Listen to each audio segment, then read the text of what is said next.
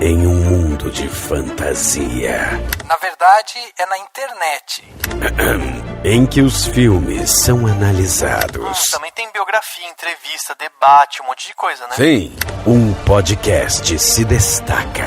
Podcast Cinemação. Só no cinemação.com.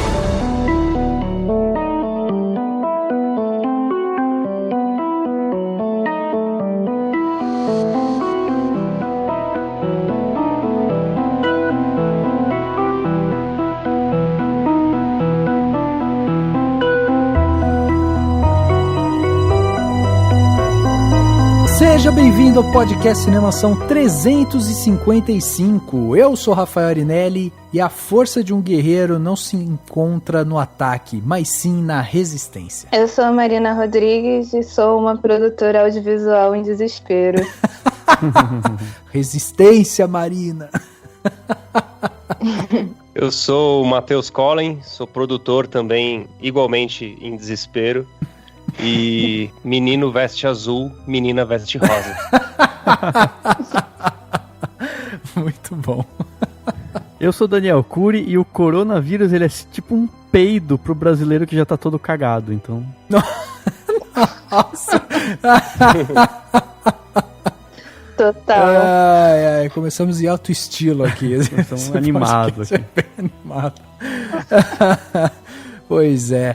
Muito bem, meus amigos, estamos aqui neste podcast Cinemação 355 para conversar aqui sobre a atual situação do cinema brasileiro. Vamos falar sobre fundo setorial, vamos falar sobre Ancine, vamos falar sobre tudo que está envolvendo hoje o cinema brasileiro. Para quem não lembra, a gente fez um podcast há 40 episódios atrás, né? 40 redondinho, 315, e a gente estava falando lá sobre a situação do cinema ali, né, mas era um governo meio que recém, né, começado e tal, e aí a gente agora se vê, né, praticamente um ano depois, tendo que rever essa situação e meio que colocar também, né, as coisas em ordem para que todo mundo esteja a par do que está acontecendo. E para ajudar a gente nesse papo, a gente está trazendo aqui de novo, já esteve com a gente lá no 315, o Matheus Collen, que é roteirista, produtor e tal, esteve lá ajudando a gente a esclarecer várias coisas.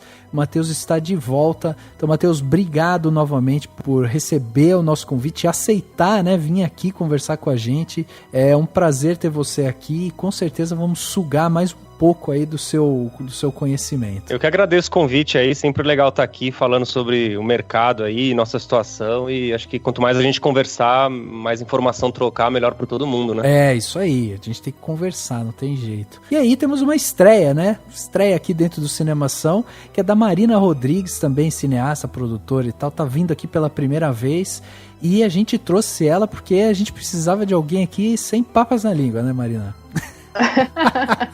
Não sei se sou a pessoa, mas farei o possível. Seja bem-vinda ao Cinemação. Estamos muito felizes, né, de ter você aqui com a gente. Vamos também utilizar aí do seu conhecimento aí, né, todo para que a gente possa aproveitar e, né, tentar de algum jeito mapear como que tá a situação do cinema brasileiro. Eu que agradeço o convite e vamos nessa. Vamos então, Dani, bater esse papo? Vamos entender isso, porque o título desse podcast, a ideia pelo menos, é Audiovisual Brasileiro na UTI, porque é meio que isso, né? A coisa tá ligando os aparelhos, a gente quer entender isso tudo, então vamos entender essa situação aí. É isso aí. Vamos lá então bater esse papo sobre cinema brasileiro, audiovisual, Ancine e tudo mais, logo depois do quadro Repercussão. Confira o que rolou durante a semana. Eu começo. Agora no Repercussão.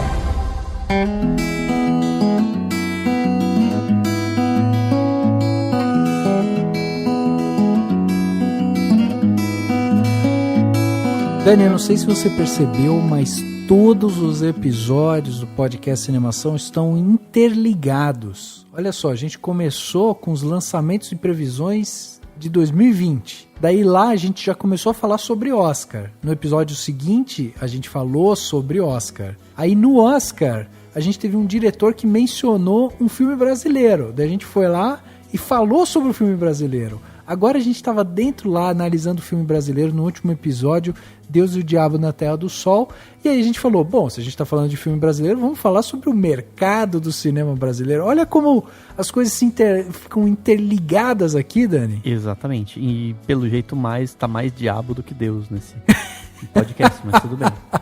E já também não é mais Terra do Sol, tá virando Terra da Chuva, né? É Terra da Chuva e da, sei lá, da desgraça. Pois é, se você quer comentar esse episódio que estamos gravando hoje, mandar, né, o que você achou sobre ele, sobre episódios anteriores, você pode mandar seu e-mail para contato@cinemação.com, um espaço que você pode escrever o que você quiser. Manda pra gente, a gente vai ler aqui e vamos selecionar seu e-mail para entrar aqui nas leituras de comentários do podcast. Além disso, você também pode acompanhar tudo que o Cinemação produz no nosso site, o cinemação.com.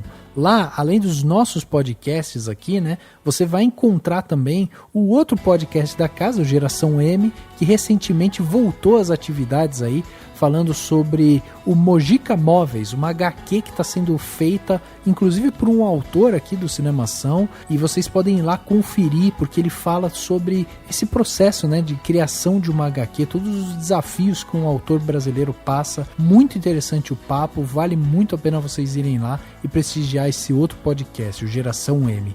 Além disso, tem posts muito bacanas dentro do Cinemação, falando sobre top 10 do cinema nacional, tem lá o Parasita que ganhou o Oscar e o que muda agora, né, depois dessa vitória, e muito mais. Você pode também acompanhar o Cinemação em todas as nossas redes sociais, como o Facebook, o Twitter, o Instagram e o YouTube, por exemplo. Além disso, estamos também no Spotify, no SoundCloud, no Google Podcast, no Deezer e em vários outros agregadores. Procure sempre por Cinemação, com parênteses, cedilha e tio.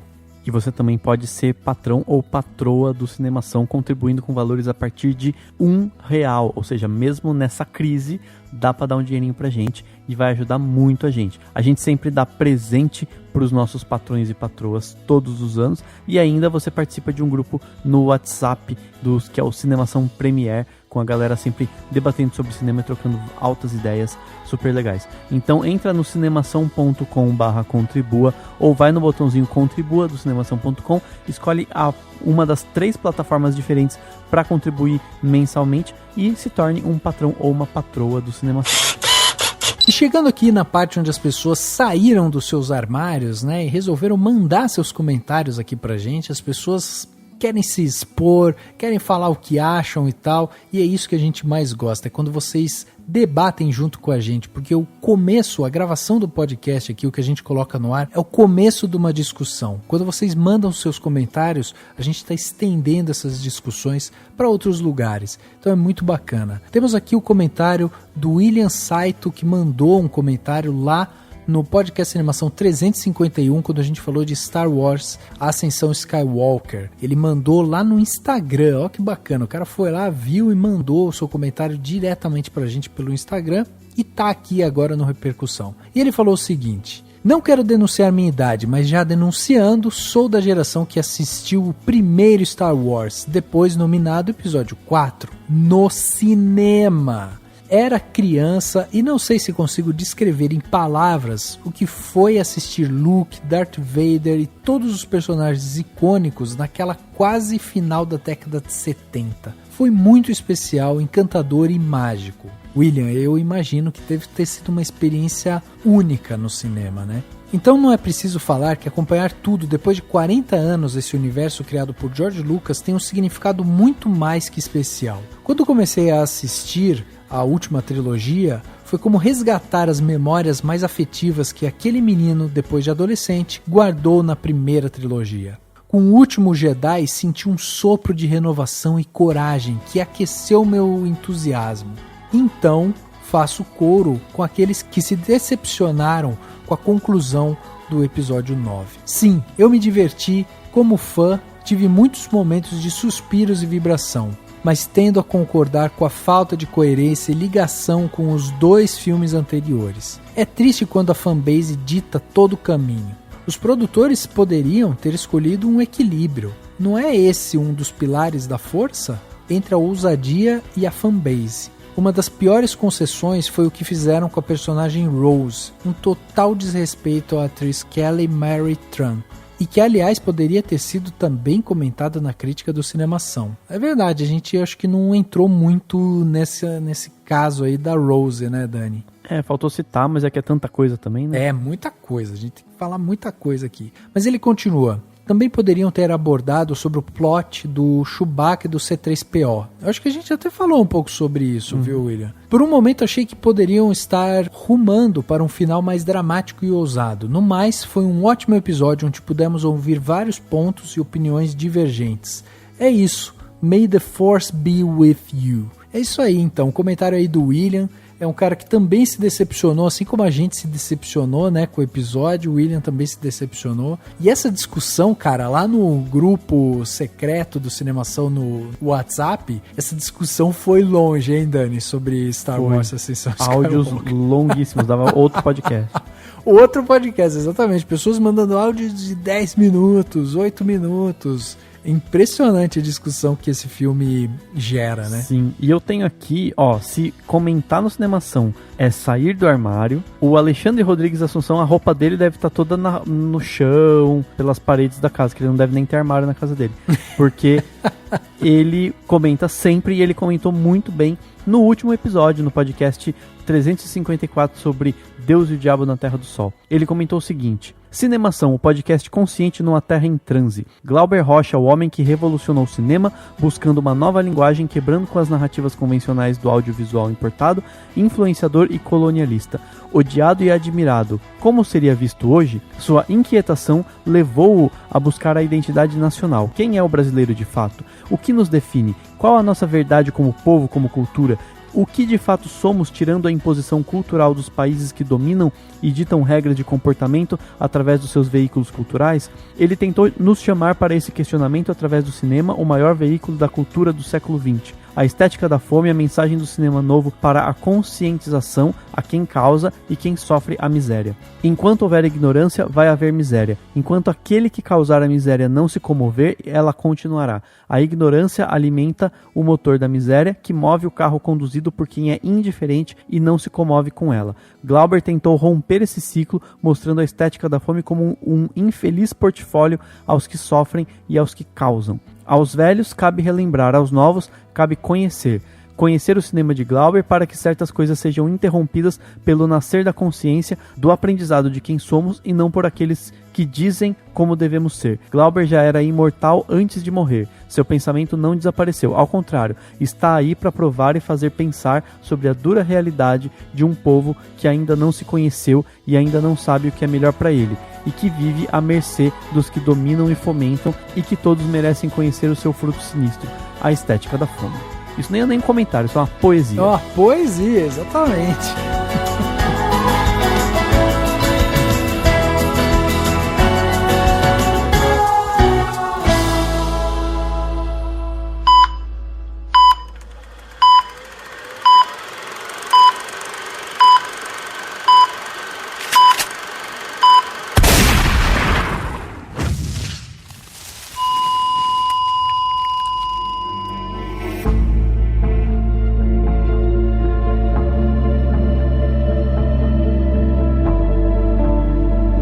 Bom, no dia 20 de abril, né, uma sexta-feira ali, sábado, né, acho que era sábado, a gente lançou um episódio aqui do podcast que era Crise no Cinema Nacional. E agora? Naquele momento, a gente estava falando da decisão, né, do TCU que havia barrado o financiamento do Fundo Setorial Audiovisual, né, o FSA, e a gente também estava falando sobre a ineficiência do então Christian de Castro, né, que era lá o diretor-presidente da Ancine. A gente estava falando sobre as denúncias que ele estava respondendo pelo Ministério Público Federal de falsidade ideológica e tudo mais. E pasmem, estávamos aqui falando do bastião do cinema nacional, que era Alexandre Frota. Olha aí, a gente estava, né, vendo esse cenário se construir, meio que já em pânico, né, ali. E aí a gente estava discutindo esse começo ali, né, de governo Bolsonaro e tudo mais.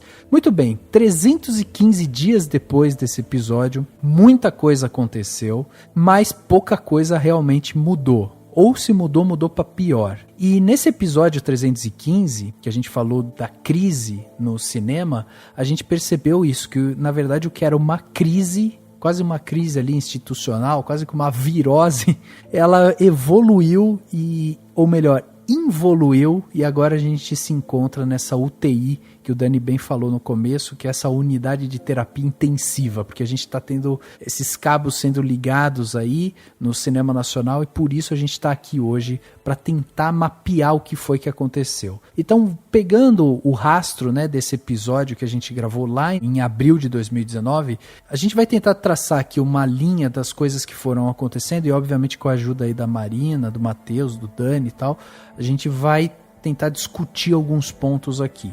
Então vejam, em abril a gente gravou esse episódio falando sobre essa situação. Em maio, um mês depois do episódio, o Christian de Castro, diretor-presidente da Ancine, ele recebeu lá algumas visitas de parlamentares no Rio e tal, ele estava tentando fazer esse movimento de aproximação, né, do governo federal, e além disso o Tribunal de Contas da União, o TCU, acabou publicando um acórdão em resposta ao embargo feito pela Ancine, e aí a Ancine, a agência, voltou a operar normalmente. Isso foi um mês depois que a gente gravou. Então as coisas pareciam que estavam começando a voltar à sua, entre aspas, normalidade, né? Em junho, a Ancine decidiu retomar a liberação de recursos para projetos audiovisuais que estavam na fila de espera. Ao todo, foram 68 projetos pré-aprovados, um orçamento de 196 milhões de reais que acabaram sendo liberados aí em junho, logo depois desse acórdão e tal. Então as coisas começaram. Porém, em julho, a gente começa a ver um movimento forte do presidente Jair Bolsonaro que vai em uma ofensiva para cima da Ancine. E a primeira manifestação que ele tem ali mais forte em relação à Ancine é uma declaração que ele faz querendo transferir a Ancine do Rio para Brasília. Não sei se vocês lembram disso, né? Mas ele tinha aquele pretexto que ele queria tornar a Ancine uma secretaria e tal, e até criar filtros, né, para aprovação de filmes e tudo mais. Segundo ele, se não fosse possível criar esses filtros, então ele partiria ou para privatização da Ancine ou até para extinção da Ancine. Vocês lembram desse primeiro momento que a gente teve essa ofensiva pra cima da Ancine, que teve um movimento ali, né, meio que de opa, calma aí, o que tá acontecendo aqui? E que também é uma coisa muito comum na estratégia do Bolsonaro, que é de ficar ameaçando coisa, fazendo declarações pra testar, né, ele fica fazendo isso o tempo inteiro, ele testa aqui, testa ali, fala uma coisa pra todo mundo, pra fazer um escarcéu, e aí ele vai ensaiando os passos, né, é uma mistura de criar caso com teste que pode ou não ser também uma falta de noção, né, de experiência, como no sentido de que porque parece mesmo, né, uma coisa assim, ele é burro e tal, mas o fato é que é uma estratégia também bem bizarra, mas não deixa de ser uma estratégia, né, isso faz com todas as áreas, né, e aí não ia ser diferente na área cultural, né, enfim. Eu acho que é pra deter apoio também da população. Pra mim, é muito você minar a opinião pública, que já tá muito na UTI também, igual a situação cultural. Então, ele faz isso e ele atrai as pessoas que são contra a existência da Ancine, porque acreditam naquele papo de que tá roubando imposto, que muita gente tá pegando dinheiro e não tá fazendo nada, a gente tá enriquecendo às custas do contribuinte. Então, eu acho que ele faz isso para isso também, porque acaba que gera um pânico. As pessoas que são contra e não entendem direito o que está acontecendo, elas publicam muito na internet, né, o pânico. A Ancine vai fechar, que não sei o quê. E do outro lado, os fãs do Bolsonaro, as pessoas que ainda apoiam eles, vão lá e, em cima e apoiam ainda mais o que ele tem para falar. Então a gente fica nesse mato sem cachorro.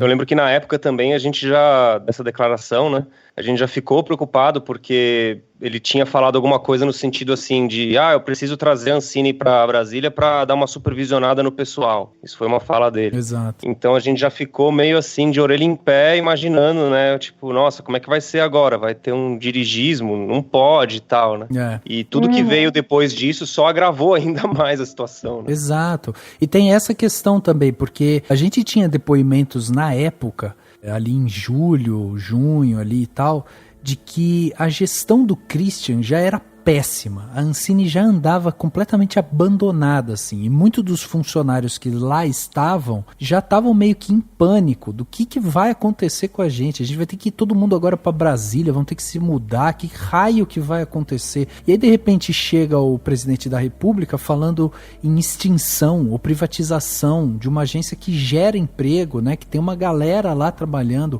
Para quem não sabe, a Ancine, ela fica no Rio, ela tem uma sede lá.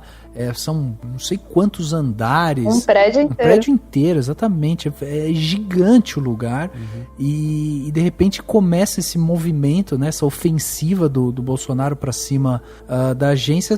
O que mais me chamou a atenção quando eu fui fazer essa timeline aqui foi a falta de critério, sabe? A falta de argumento, assim. Os argumentos que ele usa são sempre muito subjetivos. A gente não consegue exatamente acompanhar qual é a linha de raciocínio.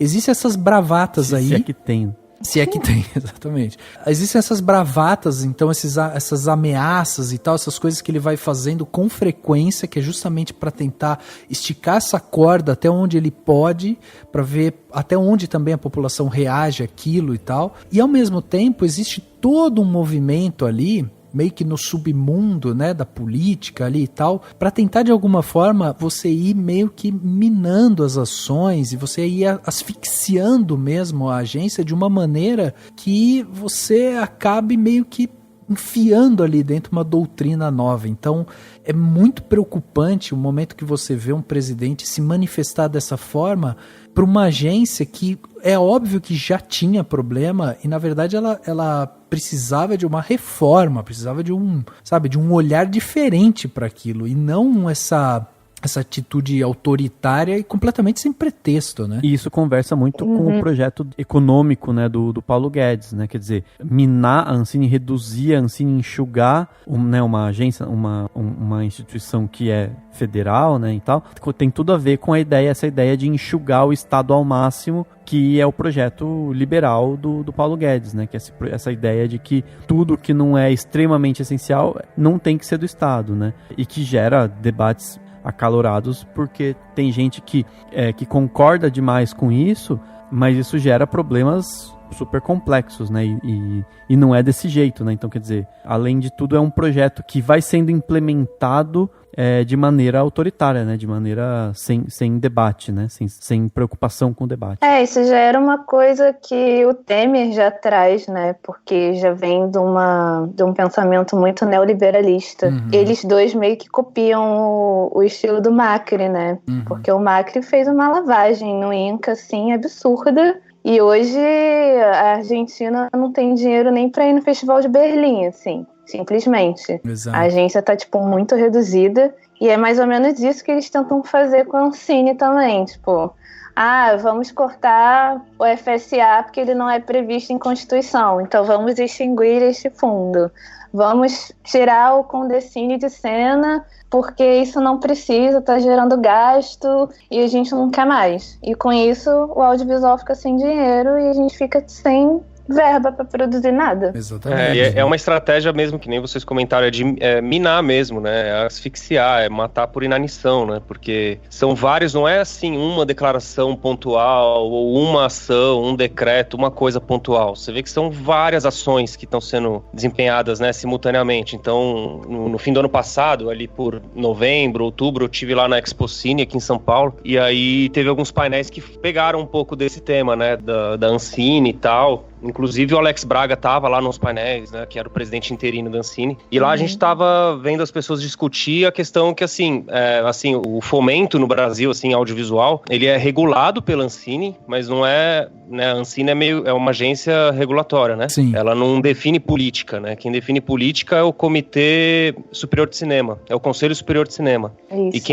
E quem define as linhas de investimento, as estratégias de investimento do dinheiro, né, do FSA e tal, é o Comitê Gestor do FSA. E na época da Expocine, o que eles estavam comentando é que esses 3 órgãos estavam impactados, né? Porque você não tem o conselho nomeado, nem o Conselho Superior de Cinema, nem o Comitê Gestor do Fundo Setorial, então significa que você não consegue tomar mais nenhum tipo de decisão sobre qual política você vai fazer para o próximo ano, qual vai ser esse orçamento dessas políticas, quais linhas de investimento vão ser feitas, vai ter dinheiro para produção, para distribuição. Então nada disso aconteceu em 2019. E aí culminou que no fim do ano também a agência acabou tendo a diretoria esvaziada, né? Sim. Porque a Débora Ivanov, ela terminou o mandato dela, né? Ela estava como diretora da Ancine, se eu não me engano, até outubro, então a vaga dela ficou em aberto. O Christian de Castro foi tirado de lá, né, por causa dessas questões, das investigações que esbarraram nele aí e tal, decisões judiciais e tudo mais. E aí a gente já tava com uma vaga, né, então das 4 vagas na diretoria, a gente ficou só com o Alex, Exato. um único diretor. E aí ele não pode tomar, né, decisões e fazer a máquina andar, porque não dá, você precisa ter um mínimo de 3 votos, tem todo umas regras a serem seguidas lá, né. E aí fazendo isso, né, tipo, não nomeando conselho, demorando para assinar a cota de tela, não definindo política de investimento como vai ser no FSA. A partir do momento que ele vai fazendo essas coisas, você vê que é um ataque, ele não é pontual. Ele é em várias frentes ao mesmo tempo. Por exemplo, o Congresso votou a questão da lei do audiovisual para estender até 2024, ele vetou. Exato. O artigo 1º, a prorrogação do artigo 1º e 1º A. Então, é uma espécie de perseguição, assim, né? Acho que dá pra gente levantar essa palavra mesmo. Totalmente. E muito além do primeiro e do 1º A, né? Tipo, tá tudo bloqueado. Até os investimentos no Recine, que é importante pra gente manter o parque exibidor, que é um programa pra gente abrir sala de cinema, e a gente tá fazendo ao contrário, né? A gente tá fechando. Teve o caso do Cinearte agora, que acabou fechando. E por aí vai, a gente tá fechando cinema e abrindo igreja, e não tem ninguém com dinheiro liberado para fazer manutenção de cinema. Então daqui a pouco a gente vai ter um parque exibidor ferrado, sem estar atualizado nas últimas tendências tecnológicas para suportar os filmes que estão vindo por aí, e também não tem linha nenhuma de fomento aberta para a gente inscrever os projetos. Exato. Não, é um mix de descaso com desmonte mesmo, isso que chama muito atenção. Inclusive a Marina até lembrou aí, né, do Michel Temer. É interessante que no fim do seu mandato, né, o ex-presidente Michel Temer, ele não assinou a cota de tela para 2019. E aí coube ao ministro da Cidadania do governo, do Bolsonaro, né, fazer isso, que é o Osmar Terra. E aí ele chegou a assinar a proposta em maio de 2019, só que ela não entrou em vigor de imediato porque o Bolsonaro não quis assinar. E aí ele só foi assinar a cota de tela no fim de dezembro. Então a gente ficou paralisado nisso também, assim, porque a cota de tela é justamente esse dispositivo que a gente tem aí, que tem como objetivo garantir espaço nas salas de cinema do país, né, para as produções audiovisuais brasileiras. E é tão irônico, né, porque no momento em que a gente vê um filme como Parasita, no cinema coreano e tal, ser premiado em Hollywood pela academia, justamente porque o filme tem incentivos do governo também, né, e tem toda essa questão de exibição, né, lá e tal. E é um resultado de muitos anos, né, tendo investimento né, fixo e sempre se mantém. Sim, ao mesmo tempo que tem aqui, tem lá. E é engraçado como a gente tá nessa situação e a Coreia conseguiu, tipo, se sobrepor a tudo existente. Exato, pois é. Mas ó, eu tava falando que isso aconteceu, essa questão dessa ameaça, né, de transferir a Ancine do Rio para Brasília, da ameaça de vamos extingui-la, vamos privatizá-la e não sei o que e tal. Isso foi em julho de 2019. Em agosto de 2019, o presidente resolveu então afastar o diretor-presidente da Ancine, o Christian de Castro, como o Matheus aqui já bem lembrou, e com esse esse afastamento, quem assumiu temporariamente foi justamente o Alex Braga Nunes, né? O Alex Braga, ele é um advogado, ele já estava na diretoria colegiada da Ancine desde 2017, e aí assim que ele assumiu, ele também já exonerou 3 assessores da Ancine que já estavam afastados, na verdade, por ordem judicial, né? E aí, depois de fazer isso, o então ex-diretor-presidente, o Christian de Castro, ele depois lançou uma carta, né, para expor, na visão dele, as reais razões por trás do seu afastamento. E aí o que ele diz é que ele acusa gestões anteriores de mau uso dos recursos públicos, e aí isso vai ter levado aí a um desfalque de mais de 350 milhões de dólares no Fundo Setorial do Audiovisual, o FSA. O Christian faz essa acusação à gestão anterior, e vale lembrar que a gestão anterior era comandada lá pelo Manuel Rangel. A carta, no final, não levou a nada, porque essa sempre foi o argumento que o Christian teve. A investigação continua correndo lá no Ministério Público. Então isso que aconteceu aí em agosto, lembrando que em agosto também a gente teve o governo Bolsonaro novamente fazendo uma afronta aí, né, a produção audiovisual, porque o governo acabou cumprindo uma promessa e ele suspendeu os editais de filmes com temática LGBT. Isso também foi, na época ali em agosto, foi um bafafá gigantesco, porque configurava censura, né? Basicamente isso. O governo começou a censurar as obras. Então, assim, ele afasta o diretor-presidente de lá, vem esse temporário, e aí você começa a ver que a mão do governo começa a pesar muito mais na Ancine do que pesava antes.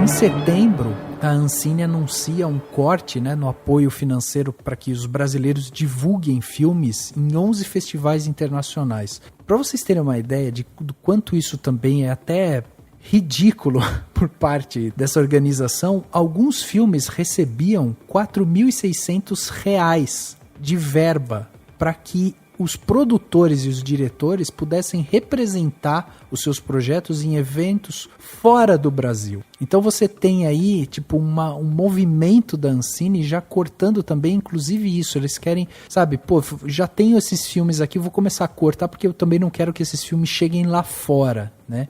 Então essa situação começa a complicar. Além disso, no mesmo mês, em setembro de 2019, a gente também tem um corte de 43% do fundo do audiovisual, que é a principal fonte, né, de fomento na produção audiovisual do país. Vocês dois, como produtores, vocês começaram já a sentir, porque aqui a gente está falando desses cortes, mas esses cortes afetam também projetos que estão sendo inscritos, né? E não necessariamente projetos que já foram aprovados. Então eu queria saber, na visão de vocês aqui, porque a gente está falando de setembro de 2019, quando começam esses cortes ferozes, né, no fundo audiovisual. Como que é a visão de vocês em relação a isso? No meu caso, a gente já estava sentindo desde abril, assim, quando saiu o escândalo do TCU, porque até então era muito bem pequeno, assim. A gente se falava entre nós, mas não tinha mídia se metendo no assunto. E depois que o Lauro Jardim fez aquela nota horrorosa sobre isso, aí que, minou bem mais, assim, a nossa situação. Então, pra mim, que eu trabalhava numa produtora pequena na época, a gente ficou, assim, sem pai nem mãe, e a gente estava pagando para continuar produzindo, porque a gente não podia pedir carro, a gente não podia alugar nada, porque com essa situação o TCU simplesmente não queria que a Ancine arcasse com outras despesas. Então a gente estava pagando para chamar Uber, a gente estava pagando para contratar van para levar a gente para o set de filmagem, a gente estava pagando a comida das pessoas envolvidas na produção. Então praticamente o dinheiro que a gente recebia de salário, a gente estava pagando os custos da produção que estava em curso, porque a gente não tinha dinheiro nenhum. E aí, mais ou menos assim, maio, em junho, assim, a gente ainda conseguiu pegar um dinheiro que estava no fluxo contínuo da FSA, que a gente tinha direito há muito tempo. Eles liberaram e aí a gente conseguiu terminar. Mas assim, era uma situação grotesca, de, tipo, até a gente receber salário assim em cheque que a gente tinha que descontar no banco, porque a gente não podia fazer nenhuma movimentação na conta, nem da produtora e nem dos projetos, porque a gente ficou com medo de acontecer alguma coisa, deles pegarem e falar, olha, não pode, não sei o quê, e ser pior. Por aqui foi mais ou menos parecido também. A partir do meio do ano passado, eu já comecei a perceber que as coisas não iam andar do jeito que a gente estava imaginando que andariam, né? A minha produtora, a gente conseguiu um edital do fluxo contínuo de TV de 2018, aquele que o Christian mudou as regras. A gente foi contemplado com um projeto lá. A gente estava fazendo toda a papelada, documentação, né, com BRDE, essas coisas, leva um tempo, né, a papelada lá, contrato com o canal, todo esse rolê burocrático. E aí no meio do caminho, né, que foi mais ou menos ali pelo meio do ano, a gente começou a perceber a Ancine meio que parando de trabalhar. Então, todos aqueles processos da Ancine têm prazos para serem cumpridos, né? Tipo, você faz um pedido de aprovação de projeto, tem um prazo para a Ancine cumprir. Ela manda uma diligência para você tem um prazo para responder. Então, a gente começou a perceber que esses prazos acabaram não sendo mais respeitados. Então, mesmo a gente respondendo as diligências, ligando lá, tentando falar com as pessoas, né, com os analistas da Ancine para encaminhar o projeto, para ver o que podia ser feito, a gente percebeu que a coisa não ia andar. Quando foi pro fim do ano, que aí a gente terminou a papelada do BRDE e ficou faltando só uma aprovação do projeto na Ancine, a aprovação da análise complementar, né? Porque o projeto em si já estava aprovado, mas aí você precisa fazer uma análise complementar para poder ter a liberação do recurso, né? E esse pedido tá parado lá desde o dia 5 de setembro, então a gente não consegue nada. Tipo, tentamos entrar com pedido de urgência, foi indeferido, né? Porque eles falam que, se você não tem uma data de exibição pro projeto, a gente não pode dar preferência para o seu projeto ser analisado e liberar o recurso. Só que, por outro lado, o canal nunca vai me dar uma data de exibição se eu não tiver uma perspectiva de produção. Lógico. Exatamente. Então, assim, é meio ovo e a galinha. A gente tá sem saber o que fazer. A gente fica parado e esperando, né? Vendo quais são os próximos passos, o que vai acontecer.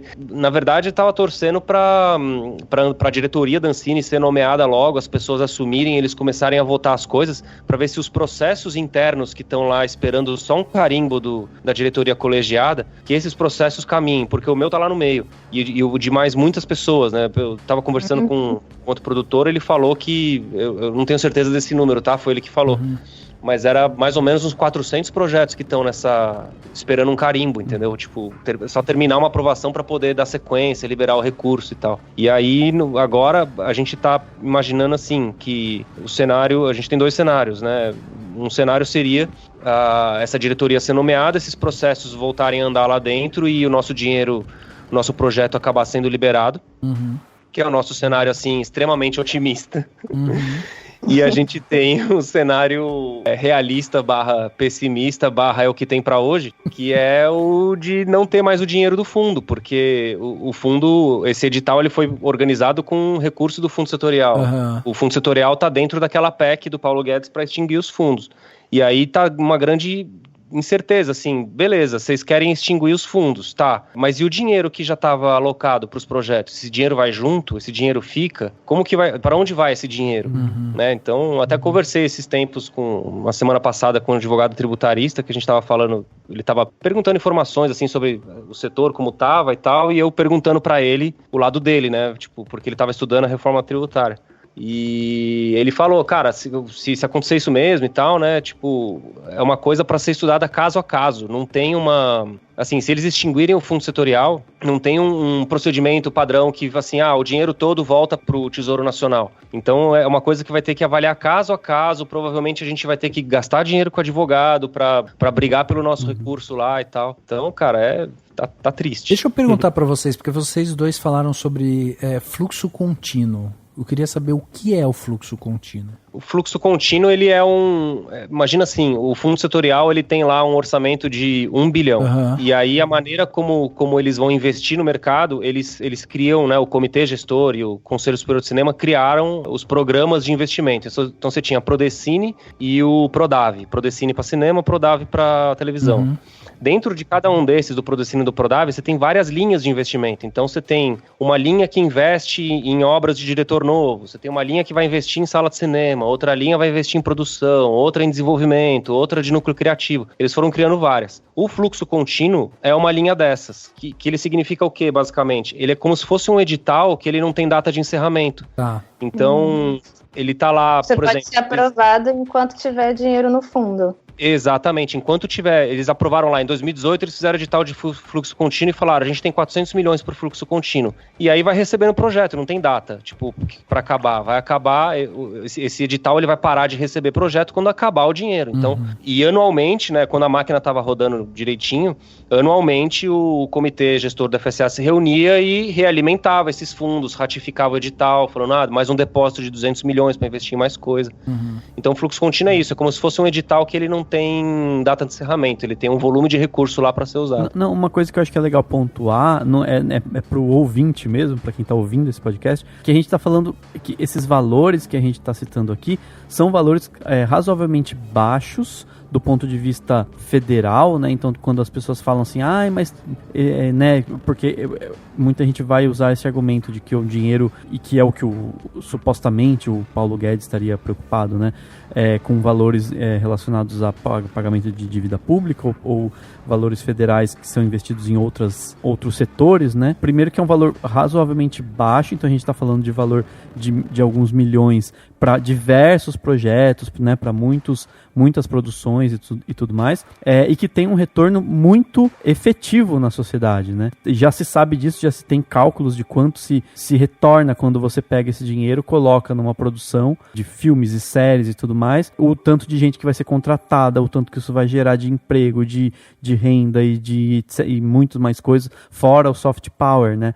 Que seria o filme chegar num festival internacional e melhorar a imagem do Brasil, o filme passar em outros lugares do mundo e as pessoas entenderem melhor o nosso país e tudo mais. Então acho que isso é importante também, né? Porque a gente teve até algumas pessoas que mandaram perguntas aqui pra gente, né? O Rafa publicou umas perguntinhas lá e tudo mais, e tem sempre aquelas perguntas nesse sentido, né? De, mas por que o governo tem que dar dinheiro pra isso e não pra casos mais urgentes, né? E ele tem que dar dinheiro pra tudo, enfim, é um debate amplo que a gente até citou aqui em algum podcast antes, a importância de se ter dinheiro, obviamente, pra tudo, e a gente não tá falando de valores estratosféricos, são valores que dentro de um país do tamanho do Brasil, com aquilo que a gente tem e a forma também como esse dinheiro chega, né? Ou seja, ele é o fundo já coletado de pagamentos que vão direto para esse fundo e que não são literalmente o dinheiro que você pagou lá do INSS, que caiu lá na conta do FSA. Eu acho que isso é importante, né? Para quem está ouvindo, perceber isso, sabe? A gente não está falando de valores, enfim, assombrosos, são valores super razoáveis, né, assim, e às vezes até baixos, né, e às vezes tem tantos projetos aí que recebem, que nos editais recebem valores até razoavelmente baixos e tem que ficar numa contenção super estrita, né, não é uma coisa, e é uma coisa que passa longe desse conceito super errado que muita gente tem, de que o produtor, o ator, o diretor, isso aqui estão nadando no dinheiro público, né, pelo contrário, né, tudo muito apertado e tudo feito por gente que está a fim de fazer algo, fazer acontecer, né, enfim, num mercado que é super justo, né? Só para dar um exemplo, justos. Quando você investe, né, em filmes brasileiros e tal, além de trazer, né, os benefícios para a arte e tal, você também traz benefícios para o seu bolso. Por quê? Por conta dos incentivos garantidos por lei.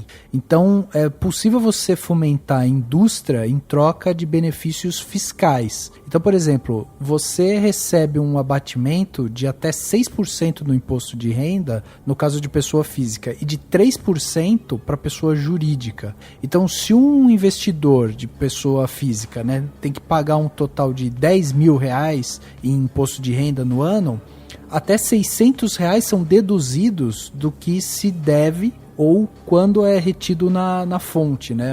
Então, assim, ele é uma vantagem, né? E ele vale a pena tanto para pessoa física quanto para pessoa jurídica. A gente já até falou aqui que para cada R$1 investido, a gente tem um retorno aí de 3, né? Então é um mercado extremamente lucrativo para o governo também, para a sociedade e tal, fora o fator cultural de você ficar ali propaganda, né? Você intensificar a cultura do seu país, você mostrar cada vez mais as histórias que correm aqui, né, por um país do tamanho do Brasil, né, que tem dimensões continentais e tal. Então, realmente um mercado extremamente lucrativo, além de tudo, né? Sim, é engraçado falar isso sobre o dinheiro, porque, tipo, em linhas que você pede investimento ou que você procura outras empresas para captar recursos, a maioria, tipo, prefere investir em projetos que tenham muito dinheiro, que o orçamento seja muito alto. Uhum. Porque ali eles veem potencial de retorno daquele dinheiro, né? Uhum. Então não adianta nada você apresentar um orçamento de um longa com R$800 mil de ficção e tentar, sei lá, bater na porta de um grande investidor e falar, tipo, poxa, eu queria captar recurso pro meu filme, assim. Tá, mas quem é você? Com R$800 mil, onde que esse filme vai passar? Quem que é a distribuidora? Como é que vai retornar esse dinheiro pra mim depois? Então, tipo, é muito louco as pessoas pensarem que a gente consegue fazer cinema para ser visto mundialmente com pouco dinheiro, assim. É impossível. E a gente até falou aqui, porque tem muita gente que acha que o fundo, né, do audiovisual e tal, é um banquinho, né, que fica ali com dinheirinho ali, e aí a pessoa fica com aquele dinheirinho ali, a pessoa fala, pô, vou lá, vou pegar esse dinheiro aqui e não invisto, por exemplo, em educação, não invisto em saúde, porque é um banco que tem todo o dinheirinho lá e tal. E, cara, isso é uma loucura, tipo, não é assim que funciona, tipo, o fundo é um fundo justamente para audiovisual, tipo, é um fundo destinado só para isso, ele não impacta no orçamento de outras áreas de maneira alguma, sabe? Então é totalmente diferente. E ele é alimentado com o dinheiro da Condecine que é gerado no próprio setor, Exato. né? Então não tem essa conversa de que, tá tirando da educação, da saúde, isso é papo furado, porque ele tá vindo da Condecine, a grande maioria, né, do dinheiro. E além do Condecine, tem algumas linhas do FSA em que o produtor tem que devolver 50%, né, para o FSA, que ele entra como agente financeiro do filme.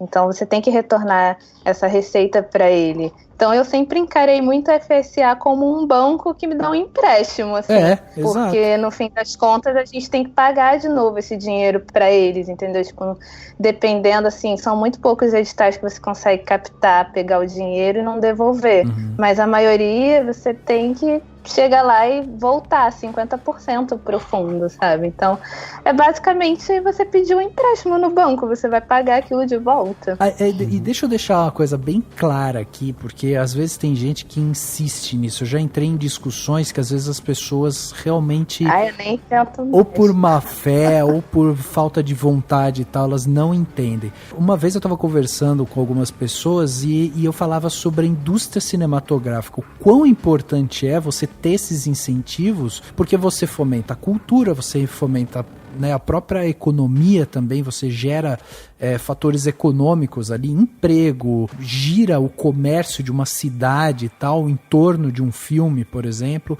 Então, assim, se não só o argumento, vamos pegar e investir no cinema brasileiro por conta da cultura, do quanto esse filme ele vai produzir em termos culturais para um país, né? O quanto você consegue fazer com que o país se desenvolva também, relembrando, revendo sua própria história, contando histórias, né, atribuindo essas histórias às pessoas que ali estão e tal. Então, se não for pelo fator cultural, pensa no fator econômico. Imagina que, por exemplo, Bacurau foi um filme que foi lá no Nordeste, pegaram uma cidadezinha pequena, levaram tipo 100, 200, 300 pessoas de produção. Eles tiveram que alugar quarto em hotel, eles tiveram que almoçar, eles tiveram que jantar, eles tiveram que contratar serviços que lá estavam, eles tiveram que contratar pessoas de lá para fazer alguma coisa. Imagina o movimento que só um filme tornou para aquele município, por exemplo. Então é muito importante a gente pensar justamente nessa parte que não é só a parte cultural, é a parte financeira também. E quando a gente para pensar em uma indústria cinematográfica forte, é a gente descentralizar. Porque tem gente que fala assim, mas por que eu quero uma indústria cinematográfica forte em Goiás? Por que eu quero uma indústria cinematográfica forte na Bahia? Se eu já tenho uma indústria cinematográfica forte em São Paulo, por exemplo. Porque, cara, além do fator cultural, além das pessoas estarem lá produzindo e distribuindo, mostrando a cultura da sua região, você também está movimentando a economia daquela região. Você está gerando emprego naquela região. Imagina uma indústria cinematográfica forte em Goiás, por exemplo, e os caras tendo que vir para o interior do Paraná para gravar cenas e tal. Você está gerando imposto para Goiás, você está gerando imposto para o Paraná. Então, assim, a indústria ela já é provado que ela é rentável, já é provado que ela leva dinheiro para as regiões, e é importante as pessoas entenderem isso, que não é só uma questão de a pessoa quer ficar falando de cultura e tal. Não é só cultura, é grana, mano, é grana no bolso. Rafa, até pra completar isso que você tá dizendo, eu tô puxando uns dados aqui, porque a gente começou a entrar nessa conversa de números, eu tava lembrando do evento da Expo Cine, né? Eu consegui pegar os dados aqui que eles mostraram no dia. Aqui eles estão falando 0,46 do PIB, né, brasileiro, ele é do setor audiovisual, né? Você fala, 0,46, mas isso é quase nada, tal. Mas é mais do que indústria têxtil, indústria farmacêutica e a indústria de eletrônicos, né? Que seria televisões, aparelhos de som, essas coisas. Pois é. É um setor que movimentou 24,5 bilhões de reais, gerou 170 mil postos de trabalho diretos e 320 mil indiretos. O Brasil é o 10º maior mercado de filmes do mundo e o 8º maior mercado de VOD do mundo. Então a gente tem, assim, o potencial brasileiro ele é muito grande, assim, se a política de fomento a isso, né, e aí pegando o gancho do que você tá falando, não tô nem falando da questão cultural, tô falando da questão econômica mesmo. Exato. Porque se você pega um caso que nem, por exemplo, do Parasita, que é um filme lá sul-coreano, que tá, né, debaixo de um guarda-chuva de uma política pública que está sendo feita há muito tempo, que está sendo desenvolvida de uma maneira, né, razoável e tal, gerando, né, resultados positivos, e aí os caras conseguiram até ganhar um Oscar. Eu vi uma entrevista da produtora executiva do filme, eu acho, ou a sócia do diretor, eu não lembro exatamente, mas ela tava falando assim, o que esse Oscar representa pra ele, né, pro diretor.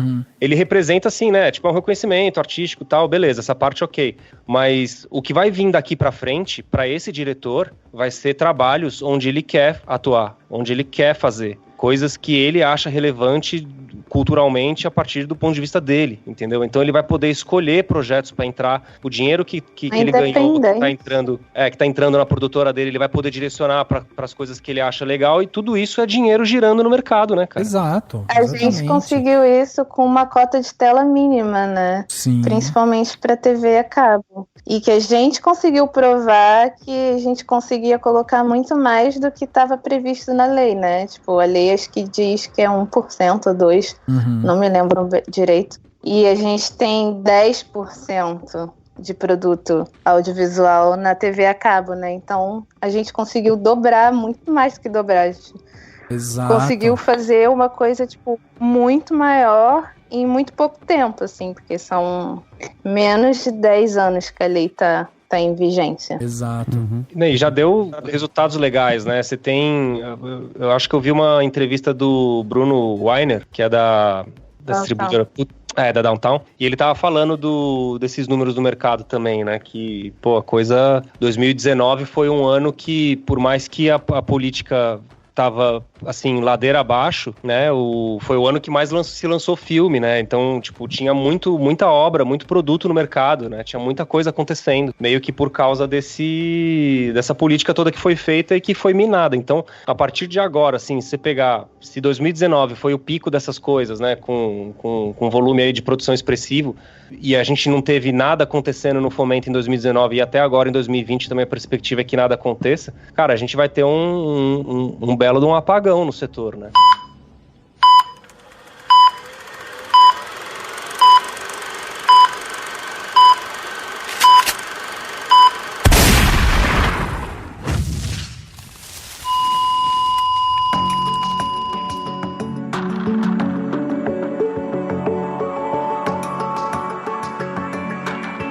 quando você falou, Matheus, do Brasil sendo o 10º consumidor de cinema, filmes e o 8º de VOD, eu tava pensando nisso. E também é muito louco como essas medidas que vão enforcando o setor tem conexão com o que a política do Paulo Guedes representa, né? Que é de valorização. Porque se você não tiver produção nacional, você dá mais espaço ainda para a produção internacional. Para o produto que vem de fora. Que já é muito grande, exato. Obviamente, já invade demais. Essa política do Paulo Guedes é bem essa política que valoriza o que vem de fora e que está focada em aumentar o domínio e a lucratividade e o rendimento desse investimento estrangeiro que não traz absolutamente nenhum ganho, né, no sentido de produção e tudo mais para o Brasil. Quer dizer, é muito louco pensar isso assim também. Acho que é importante as pessoas entenderem, né? Também faz parte de isso tudo é parte de um projeto que visa realmente fortalecer ainda mais o que já é forte, né? Que é a produção hollywoodiana, a produção americana, e outra a coisa, Netflix, etc. Além disso tudo que a gente está falando, além dessa paralisia e tal,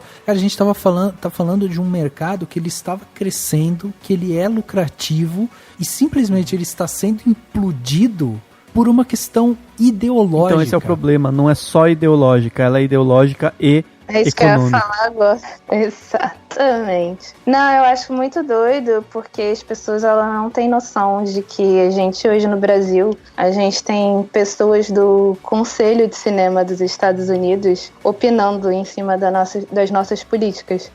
Então, o que aconteceu da gente não ter uma cota de tela renovada pelo Temer foi muito um pedido expresso dessas pessoas, entendeu? Não só aqui, mas na Argentina também, do governo simplesmente não dar essa cota de tela pro produto nacional, porque eles queriam colocar Vingadores em todo o parque exibidor. E o governo simplesmente acatou isso. Tipo, o Temer não assinou, cagou pra isso. E na Argentina, o cara que era presidente do INCA na época, na gestão do Macri, simplesmente demitiu os fiscais de cota de tela que tem no país e simplesmente falou assim, não quero cota de tela não, fica tranquilo aí. E aí o filme lançou em 70% das salas, aqui foi pior, que foi 90%. E os filmes argentinos que estavam em exibição, igual aqui no Brasil, gerando dinheiro, não só para o dono do cinema, mas para toda essa cadeia audiovisual, simplesmente ou sumiram ou foram para, tipo, horários que ninguém vai assistir, que ninguém pode, tipo, meio-dia, meia-noite. Exatamente. E até esse negócio esse discurso que as pessoas falam, né, sempre privilegiando, né, não, pô, lá nos Estados Unidos, né, a coisa funciona, tal, os caras lá não têm fomento. Primeiro, eles têm as regras deles lá e os tipos de renúncia fiscal deles. E outra, esse órgão que a Marina falou bem aí agora é o MPAA, que é o Motion Pictures Association of America, que é uma associação dos grandes estúdios exibidores, né? São os principais representantes dos estúdios americanos, fazem parte dessa associação, que tem como função básica fazer o lobby do cinema americano fora dos Estados Unidos. E essa associação, ela tem suporte da Casa Branca. Então, eles vêm para o Brasil, eles vão para outros mercados, para a Argentina, para todos os lugares, e fazem lobby junto aos deputados, né, Congresso, essas coisas, para que as leis locais não impeçam o produto deles de chegar. Então, se isso não é uma política de fomento, também não sei o que é, né, cara? Exato. Então, um projeto de governo. Para eles é muito melhor. A gente tá num governo neoliberal que não respeita a nossa cultura, entendeu? E que a gente tá aqui pagando por filmes que lá vão ser fracasso e que vão ser sucesso, sabe? Tipo, 1 bilhão de bilheterias de Vingadores foi muito mais fora do país do que lá, Exato. Sabe? Porque lá eles não vão abrir mão da cota de tela deles pra colocar só Vingadores. Eu acho que uma coisa que essa discussão ela acaba enterrando, que assim, cara, a gente tá migrando, internet, a evolução da tecnologia, essas coisas, daqui a pouco vai ter o 5G aí. A gente tá migrando pra uma sociedade que ela é muito baseada em capital intelectual, em prestação de serviços, em coisas que não é indústria de commodity, empresa de petróleo, entendeu? Países vão gerar dinheiro e riqueza nas suas economias daqui para frente de maneiras muito mais abstratas, né? Então, você ter uma política que defende propriedade intelectual e que fomenta isso, não só defende, mas como fomenta, é fundamental. Então, se pegar, por exemplo, assim, para entender essa conversa, para não ficar muito complicado, a gente tem no Brasil 2 casos muito emblemáticos, né? Então, vamos falar do primeiro que todo mundo conhece, Turma da Mônica. Turma da Mônica, até a última vez que eu vi o dado, foi de 3 anos atrás, faturamento com licenciamentos da Turma da Mônica é da ordem de 2 bilhões ano. Então, um projeto, né? Tipo, lógico que a Turma da Mônica é muito mais que um projeto, é uma marca já muito consolidada, há muitos anos. Mas é uma propriedade intelectual brasileira. Todo mundo, no mundo inteiro, que tá usando a Mônica para estampar algum produto ou fazer alguma coisa, tá pagando direitos pro Maurício de Souza e o dinheiro tá vindo pro Brasil. Então, o outro caso, Galinha Pintadinha, né? Que bombou no YouTube e depois virou esse mega fenômeno aí. Tem show, tem DVD, tem um monte de coisa. Todos esses subprodutos e séries derivadas e tal, tudo isso é propriedade intelectual da Galinha Pintadinha. Então, sempre quando algum canal estrangeiro pega essa série, licencia, ele tá pagando para um brasileiro e o dinheiro tá vindo pro Brasil. Exato. Então, quanto mais a gente fomentar esse tipo de coisa, de criação de novas propriedades intelectuais, o novo Batman, sei lá, novos heróis, novos sei lá o que, entendeu? A gente tem que ter políticas para fomentar isso, porque o futuro vai ser isso. O futuro é propriedade intelectual, é capital intelectual, prestação de serviço. A gente tem que sair dessa mentalidade de Brasil commodity, Brasil produção agrícola, produção de petróleo. A gente tem que pensar em, sabe, subir de nível. Exatamente. Perfeito. E a gente estava falando disso, né, quando a gente chegou aqui em setembro de 2019, quando houve esse corte, né, de 43% no fundo audiovisual, quando a gente teve também esse corte, né, do apoio financeiro para brasileiros divulgarem os filmes lá fora e tal. Aí, em outubro de 2019, a gente teve um leve respiro, assim, porque a gente teve uma decisão da Justiça Federal que acabou derrubando a portaria que suspendia os editais para filmes de temática LGBT. E o argumento que foi utilizado é que configurava um ato de censura por parte do ministro Osmar Terra. Então isso caiu, finalmente, né? Caiu. Demorou, porque isso daí foi lá em agosto, veio se enrolando, e aí em outubro, finalmente, isso daí caiu com essa configuração de censura. Agora, em novembro, a gente tem um novo movimento aí do presidente Jair Bolsonaro, quando ele transfere a Ancine para o Ministério do Turismo, que é comandado pelo Marcelo Álvaro Antônio. Para quem não lembra, e vale lembrar, né, a Ancine, que a gente tanto fala aqui, é a Agência Nacional do Cinema. Ela é um órgão oficial do governo federal que tem como objetivo fomentar, regular e fiscalizar a indústria cinematográfica nacional. Em 13 de outubro de 2003, ela passou a ser vinculada ao Ministério da Cultura. Onde que está o Ministério da Cultura agora, Daniel Cury? Em lugar nenhum. Tem a secretaria. Tá no purgatório. Já rezamos até de sétimo dia. De sétimo dia, é verdade.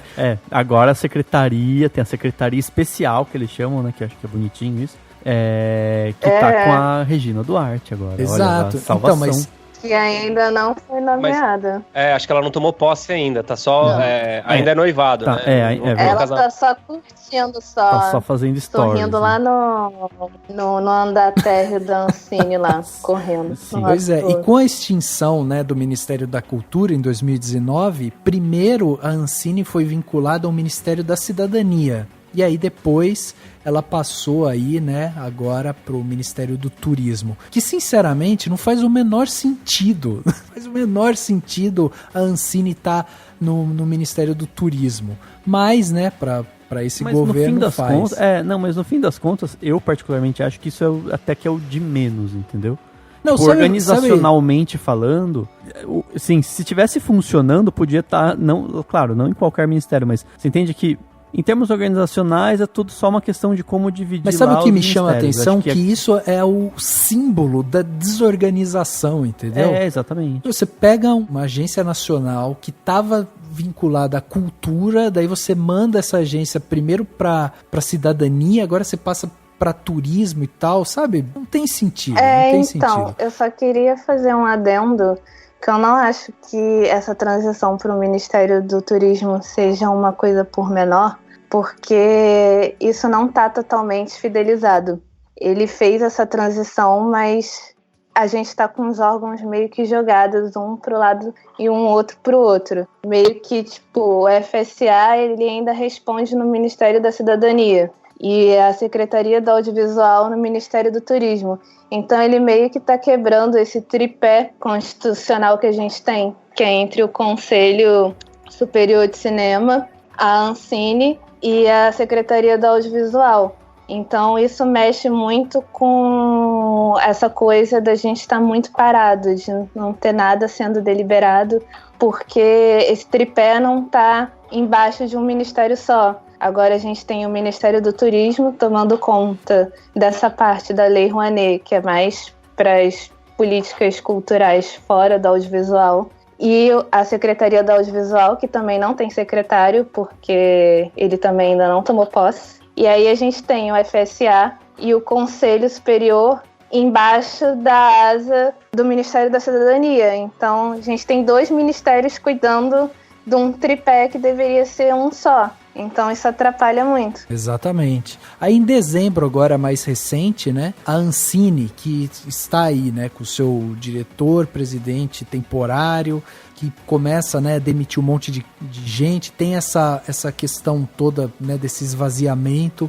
O Matheus até relatou aqui como isso está congelado, né, todo o seu funcionamento está congelado, eles têm que ficar esperando respostas ali e tal. Aí em dezembro a gente tem aquela cena onde chama a atenção de todo mundo quando a Ancine faz a retirada dos cartazes de filmes da sua sede e tira também todos os dados de alguns filmes do seu site. Isso chamou a atenção porque a Ancine, ela tinha dentro da sua sede mais de 100 quadros emoldurados com diversos títulos. E eles estavam lá desde 2002. Quem escuta a gente às vezes pode falar, pô, mas era só quadros, os caras tiraram porque, sei lá, estavam redecorando o espaço. Não, eles tiraram e aí você pega os títulos que estavam lá e tudo que foi levado para um depósito e tal, e a gente tem filmes, por exemplo, como Deus e o Diabo na Terra do Sol, que foi tema de nosso podcast aqui do Glauber Rocha, O Bandido da Luz Vermelha, do Rogério Sganzella, Cabra Marcado, né, para Morrer, que é do Eduardo Coutinho, por exemplo. Todos esses filmes, eles tiveram seus cartazes retirados e, pior, os dados técnicos desses filmes que estavam no site, cara, você tem noção de quanto isso pesa num site? Tipo, não pesa nada, mas lá você tinha os dados técnicos como direção, roteiro, do que se trata, quando esse filme foi feito e tal. Isso daí foi removido. É como se eles tivessem apagado isso da história, entendeu? Aí houve um movimento em dezembro de muita gente falando, a Ancine quer tirar, quer esquecer dessas produções, então a gente lembra. Aí começou nas redes sociais um movimento da gente ficar lembrando desses filmes e tal. Já percebe-se aí, né, esse movimento de esvaziamento e também dessa mudança aí ideológica mesmo. A Ancine em si diz que não, que a gente removeu porque queria remover e tal, tipo, dá uma desculpa esfarrapada qualquer, diz que não é por questões ideológicas, mas é um fato que eram filmes que tinham, inclusive, uma temática que eram temáticas que iam até contra, né, algumas coisas que esse governo fala. Aí quando a gente chega agora, em 2020, em janeiro principalmente, a gente tem aí a primeira reunião de deliberação em quase 3 meses que a Ancine faz. E em pauta estava a aprovação do plano de gestão anual de 2020, que até então, até o momento, né, era inexistente. Então, só para contextualizar bem isso, a gente está falando de um podcast que a gente gravou em abril. De abril para cá, praticamente não andou nada. Tá tudo parado e se não foi desmontado. Então, se a gente tinha na metade do ano uma esperança, né, na metade do ano de 2019, de que poderia pelo menos ter um plano de gestão anual e tal, nem isso andou. Esse ano, agora em janeiro, eles fizeram a primeira reunião para debater isso. Além disso, foi debatido também a cota de tela, que é esse decreto, né, que reserva os espaços nas salas de cinema para longas brasileiros, que a gente tanto falou aqui. Isso daí estava em suspenso em 2019 por falta da assinatura do Jair Bolsonaro. E em dezembro, quando ele assinou, isso ainda não entrou em vigor, porque também depende da regulação da Ancine. Então também está travado isso, por mais que tenha tido finalmente a assinatura dele. E apesar dessa reunião em janeiro, a agência ela ainda não retomou as suas atividades normalmente, porque esse tipo de reunião que é feita só aborda matérias urgentes. Por quê? Porque ele só tem hoje 2 diretores lá, numa mesa que eram para ter 4 diretores. Então, eles não podem ficar tomando essas decisões porque a Ancine está desfalcada. E agora, em fevereiro, quando esse podcast está saindo, finalmente, 176 dias depois do afastamento do Christian de Castro, finalmente o presidente da República resolveu indicar não um, mas os 2 nomes, né, para compor ali a mesa diretora da Agência Nacional de Cinema, Ancine, e os 2 nomes são ligados à Igreja Evangélica. É o Edilásio Barra e a Verônica Brandler. O Edilásio, ele é conhecido, né, como Pastor Tutuca. Percebe-se já Tava até falando pro Daniel que parece personagem da Praça é Nossa, sabe? Pastor Tutuca. E ele é um colunista social, ele já apresentou por muitos anos um programa chamado VIP e tal. Ele já estava na Ancine desde outubro de 2019. Ele foi inclusive nomeado para o cargo de Superintendente de Desenvolvimento Econômico, que é um órgão responsável pelo Fundo Setorial Audiovisual, que em 2018 investiu cerca de 800 milhões no mercado brasileiro, em 2018, tá? Deixar isso claro também. E esse é, né, o principal instrumento de fomento ao audiovisual no país. E esse cara estava ali como esse superintendente. No início do mês, ele foi indicado para o cargo de diretor substituto da diretoria colegiada da Ancine. Ou seja, esse é o cara que o Bolsonaro está indicando para tocar a Ancine daqui para frente. Só que o Bolsonaro faz essa indicação, é feito um encaminhamento desse nome para o Senado e ele vai ser sabatinado lá. Então ele ainda não assumiu. E se ele passar, né, no teste, ele será efetivado como esse diretor-presidente da Ancine. O mesmo vai acontecer com a Verônica. Só que a Verônica é pro cargo ali na direção, né? Ela, a princípio, ela não ocupava nenhum cargo dentro da Ancine, nem mesmo comissionado e tal. Ela se apresenta como cineasta e gestora cultural e ela estava lá como diretora do Festival Internacional de Cinema Cristão. Então a gente tem essas 2 figuras indicadas pelo nosso atual presidente. Enfim, é um caldo grosso de churume aí que tá se apresentando pra gente, né?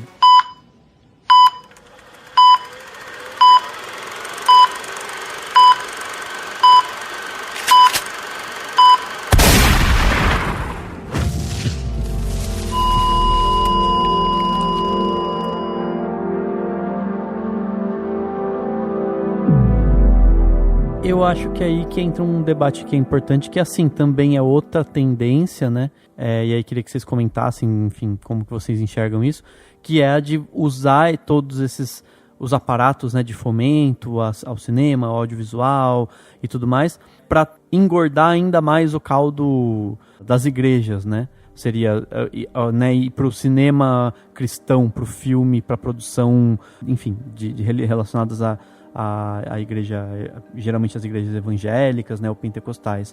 Vocês veem isso na área? Isso faz sentido? Para mim já era algo muito esperado, então, tipo, eu não fiquei tão alarmada quando aconteceu. E a gente precisa observar 2 coisas nessas indicações, que uma é que a Verônica ela não tem 10 anos de atuação no audiovisual. Então, se o Senado está dizendo tanto que está vendo a nossa causa do audiovisual e que quer ajudar, esse nome não passa, não tem como passar, porque está fora das regras da lei das agências. Então, o Senado estaria passando por cima da lei, invalidando, rasgando a lei completamente, se aprovar o nome dela. E no caso do Edilásio, por pior que ele seja, assim, para mim é, tipo, horrível. Só que ele é um cara que ele é muito esperto. A gente acha que pastor de igreja é só aquela pessoa que fica lá gritando em cima do púlpito e gritando Deus é o Senhor, mas ele é uma pessoa muito esperta, ele conhece muito sobre fomento. Ele deu uma entrevista, acho que no ano passado, falando sobre as leis de incentivo, falou muito sobre o artigo 1º-A e o 1º da lei do audiovisual. Então, assim, tipo, ele ganhando esse cargo, sendo aprovado, é óbvio que a gente vai ter, como é que se diz, uma escalada, né? De mais produções evangélicas mais conservadorismo, porque tende-se ele a querer dar essa chance para as pessoas que estão com ele, né? Com as pessoas que apoiam isso é óbvio. Mas aí isso é óbvio em todo o governo, dependendo da cara dele. Mas ele é uma pessoa que ele conhece muito o que está acontecendo, assim. Ele não é um completo ignorante que nem o Bolsonaro, ele é uma pessoa que ele conhece muito. Então eu acho que o setor devia aproveitar esse momento e chegar perto dele para conversar, para mostrar para ele o que precisa ser feito. Que a censura está errada, que a gente vai brigar se tiver censura, se os projetos forem indeferidos, né, e não forem aprovados com uma justificativa que a gente não vai entender nada. Então, eu acho que é um momento do setor, chegar junto dele e saber se articular. Hoje a gente está lidando com um governo que é totalmente neopentecostal. Então, a gente tem que chegar lá e mostrar, olha só, a indústria do cinema gera isso daqui de orçamento, de retorno financeiro, dá emprego pra caramba, e sem isso a gente vai ficar numa crise econômica muito pior do que tá. E, jogar dados na cara dele mesmo e falar assim, cara, você tá aqui dentro. Se você apoia as leis de incentivo, então bora trabalhar junto nisso. Assim, eu respeito a sua religião, seja qualquer que seja, mas eu não sou obrigado a criar nenhum produto cristão. Só que eu quero vender o meu produto porque eu dependo disso, é meu trabalho e é o meu dinheiro para continuar vivendo. Então acho que o momento é esse, a gente aprender a se articular, parar de bater um pouco na figura do Bolsonaro e ir para as pessoas que realmente estão dentro da casa e que tomam conta dessas leis, que é o Rodrigo Maia. A gente tem que ir lá nele falar isso, entendeu? Bater na porta dele e falar, chamar ele pra conversa também, sentar junto e ser sério, assim, e direto, falar, olha, tá acontecendo isso, a gente não consegue mais ficar nessa situação, porque tá uma paralisia total, a gente não consegue dar emprego pra ninguém, a gente não consegue abrir vaga de emprego, tem muita gente que foi demitida e não consegue trabalhar em mais nenhum lugar, porque quando abre vaga, abre pouquíssimas, e como a gente já sabe, é um meio fechado, então sempre vai proporcionar melhores coisas para quem as pessoas já conhecem, para quem já tem aquele network, para quem já viu a cara, para quem já conversou, e as pessoas que estão começando agora, estão saindo da faculdade agora, não tem como entrar, assim, não tem estágio, não tem emprego, não tem primeiro emprego, não tem nada, assim, as pessoas ficam naquela teoria, cria-se uma ordem de pessoas que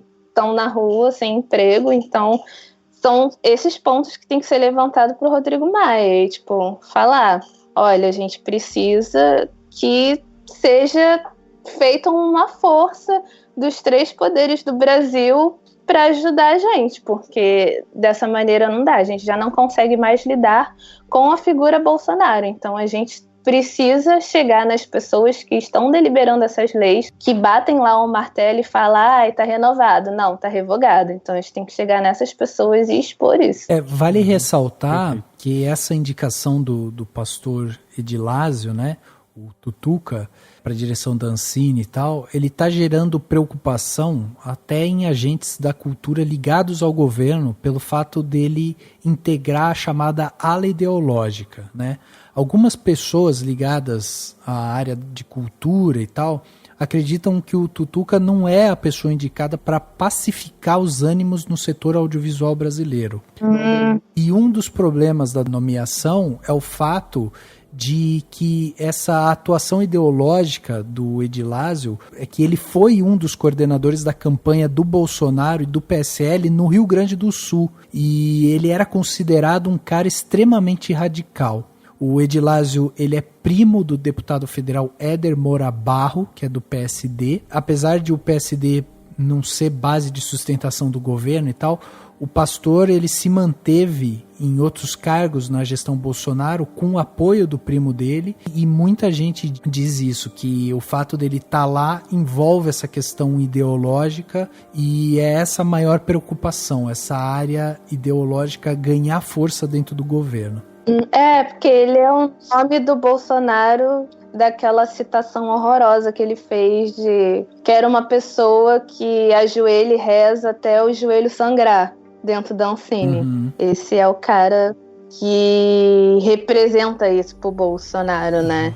Mas eu acho, assim, ele muito perigoso, mas eu acho que é esse papo, entendeu? Tipo, de chamar ele pra conversa e não ter animosidade nenhuma no discurso. Falar, tipo, é isso e é isso. E, tipo, tentar ver o que a gente pode fazer se ele for nomeado mesmo, né? Acho que é bem por aí mesmo. Tem que abrir frente de diálogo sempre, né? Por mais que você não concorde com a política, não concorde com as opiniões, são eles que estão lá, eles que seguram a caneta, e é com eles que a gente tem que conversar. Então, aqui em São Paulo, no meio do ano passado, a Laís Bodansky, que é presidente da cineasta, que é presidente da SPCine, por causa dessa loucura toda que virou, né, o audiovisual, ela chamou uma reunião aqui em São Paulo das entidades, né, que representam pessoas no audiovisual. Na época eu fui nessa reunião pela GEDAR, que era a entidade que eu estava participando, e aí, cara, ali foi uma dose, assim, foi um suspiro, porque tinha gente do Brasil inteiro, tinha representante de Secretaria de Cultura Estadual, do Tocantins, sabe? Tinha muita gente ali naquela reunião, e o produto daquela reunião foi a criação de um grupo entre as entidades para poder fazer essa articulação no Congresso. Essa articulação foi feita depois, também teve outros grupos que foram formados depois, e aí essa articulação ela rolou, eles fizeram até, teve um lançamento da Frente Parlamentar pelo Audiovisual, não sei se vocês lembram disso, eram alguns isso é produto dessa articulação. Eu acho que assim, pensando agora, né, próximos passos, sem dúvida, é sentar para conversar com essa galera e a gente tentar bloquear algumas das insanidades que eles estão tentando fazer, né? Então, acho que conseguimos aí, né, derrubar na reforma lá dos fundos, derrubar a extinção da Condecine. Então, isso aí já é uma vitória que a gente pode botar na conta aí. E vai vir muito mais. Então, assim, chegando, que nem vocês estavam comentando a respeito do Tutuca e tal, logo mais vai vir, né, quando essa diretoria nova estiver montada, que eu acho que vai ser tudo muito lento, na real. Se bobear, isso nem acontece em 2020.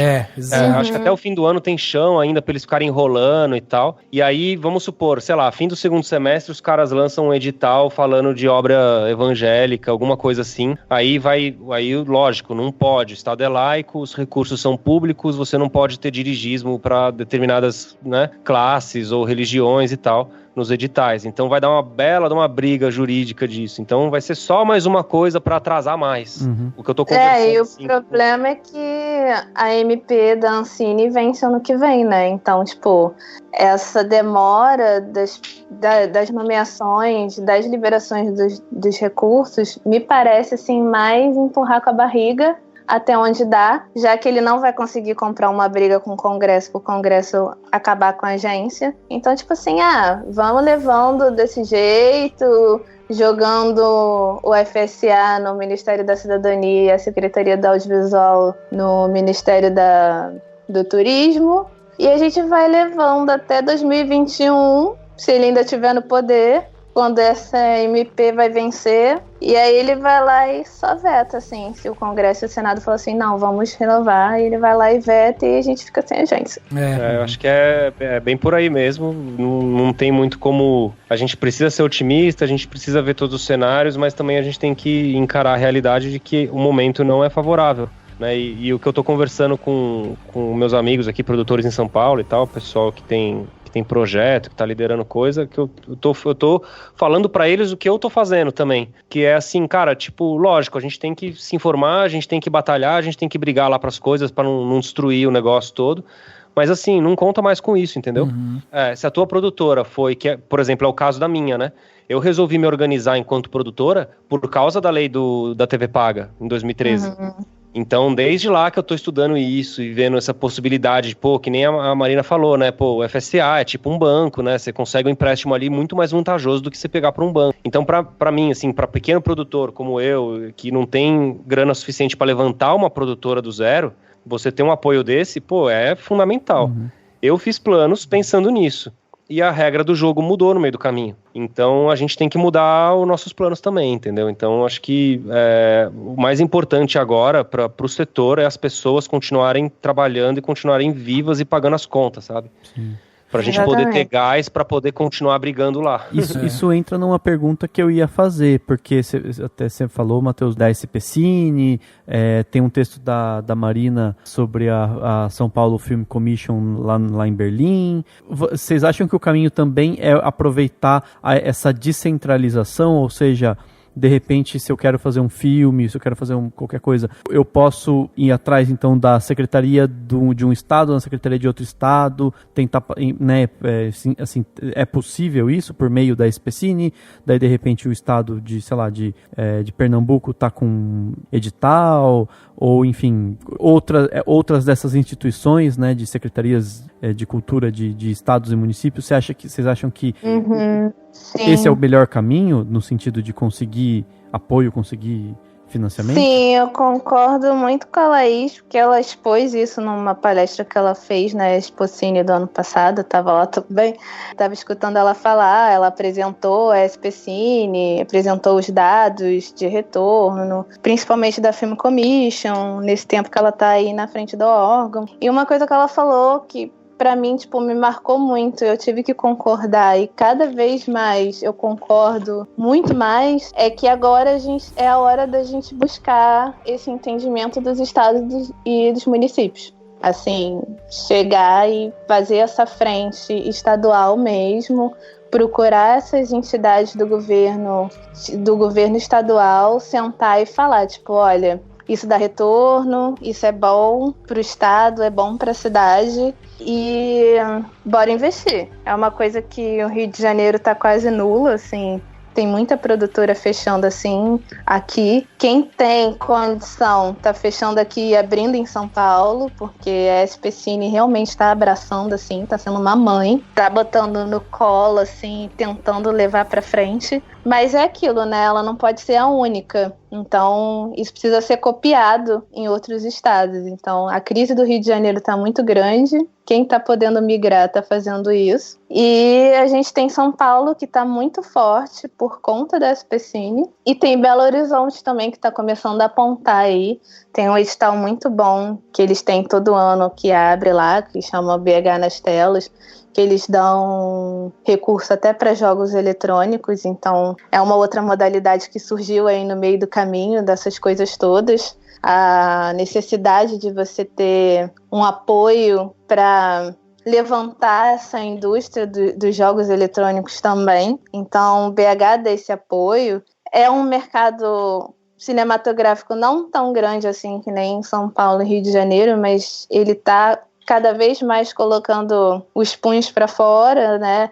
O Cine BH é enorme, assim, para o contexto do Brasil, assim, regional. É um festival muito grande, tive a honra de estar lá ano passado, então, tipo, vi de perto, e é preocupação muito grande das pessoas de fora que vêm para cá para fechar projeto de coprodução internacional com os projetos que tem na área de mercado deles. Essa preocupação de dar dinheiro para a gente continuar produzindo além de só o governo, porque realmente é uma coisa que a gente não pode contar mais. Então eu acho que essa investida estadual é muito importante, acho que vai dar um retorno muito grande se continuar investindo assim, mas depende muito também do entendimento de quem está na frente desses governos, né? Tipo, aqui no Rio é praticamente impossível, porque se tem um prefeito que também é evangélico, que caga baldes para a cultura.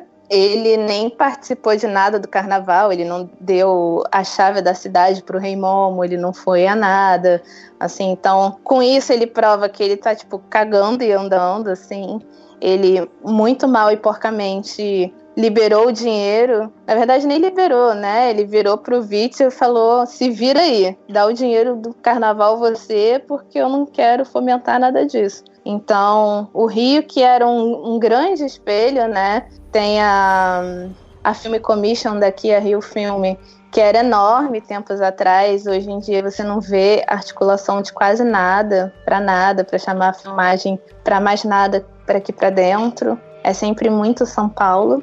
E é interessante ver o quanto que isso deu certo em São Paulo, a ponto deles conseguirem montar um stand no Festival de Berlim, que é um dos maiores mercados cinematográficos do mundo, sabe? É um stand enorme, a propaganda tá, tipo, maciça, assim, a gente Eu acompanhando os stories da Laís Bodansky no Instagram, eu fico assim, gente, maravilhoso, assim, porque para um órgão estadual isso é muito grande, entendeu? Tipo, não é a Ancine que tá lá, é um órgão estadual que cuida de São Paulo, não cuida do Brasil. Ele é da prefeitura.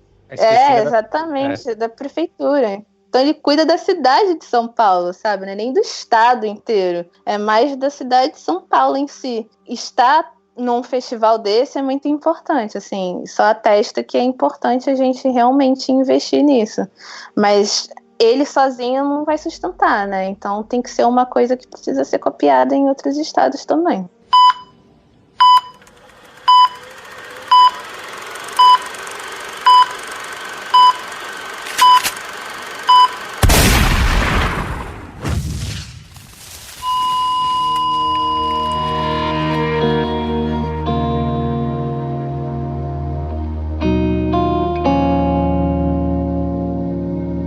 Assim, a gente tem aqui um público interessado em saber como é que tá a situação do cinema brasileiro e tudo mais. Vocês veem de alguma forma o público, a população interessada nisso e tal?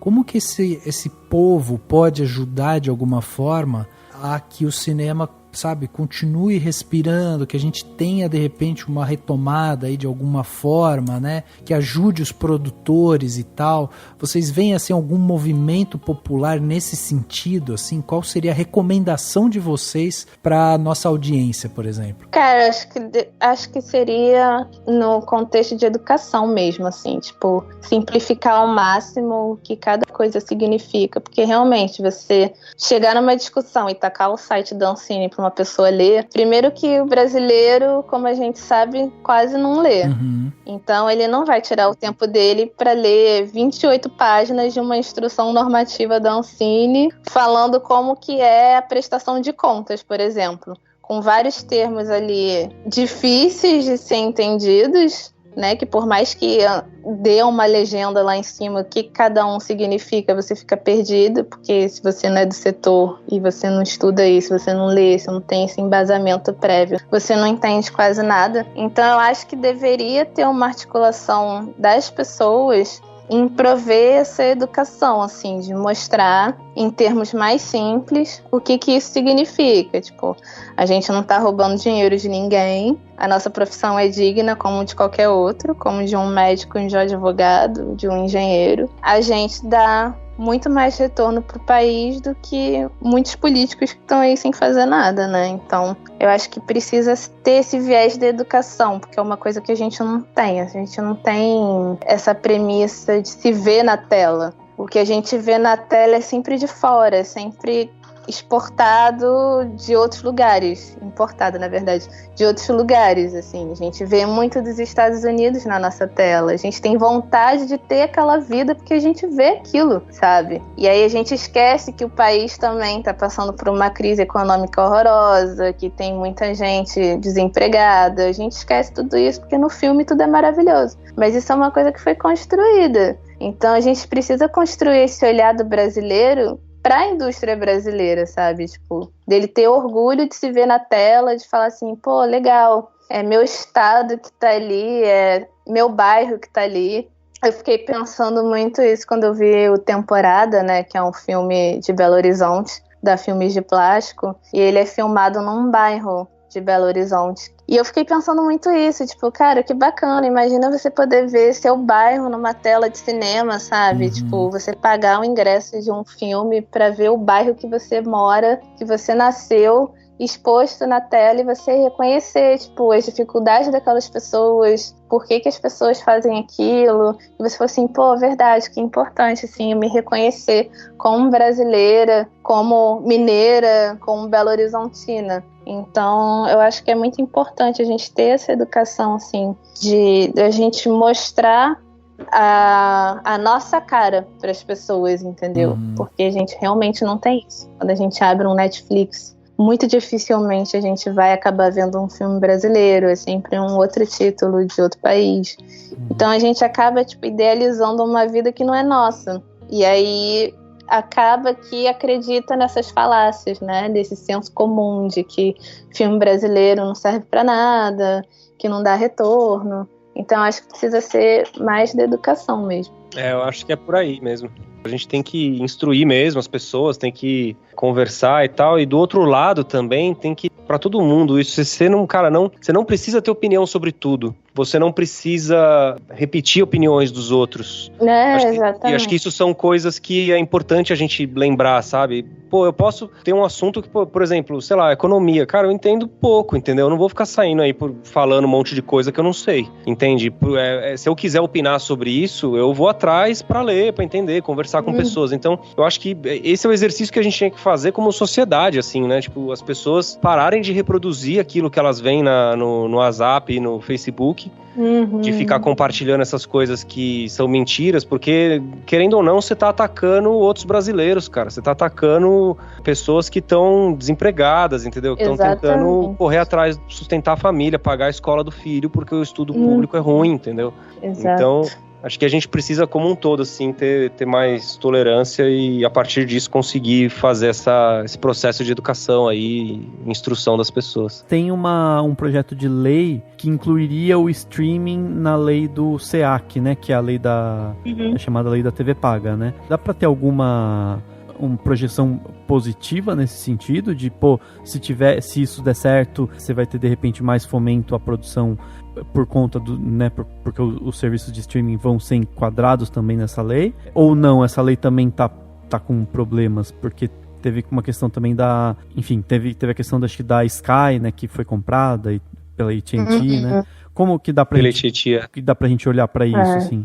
Só pra gente não dizer que não falou desse assunto, mas, enfim, eu sei que não vai dar tempo de se aprofundar demais, infelizmente. Pra mim, nem tão cedo, assim, porque eu acho que não é de interesse grande. Tem muito produtor que defende esse modelo da Netflix mesmo, de pegar projeto com a produtora, fechar, pagar um dinheiro lá e pronto, entendeu? Porque eles estão se beneficiando, só que quem está se beneficiando com isso são as majors do país, entendeu? Tipo, eu e o Matheus, dificilmente a gente vai conseguir colocar um projeto nosso na Netflix, entendeu?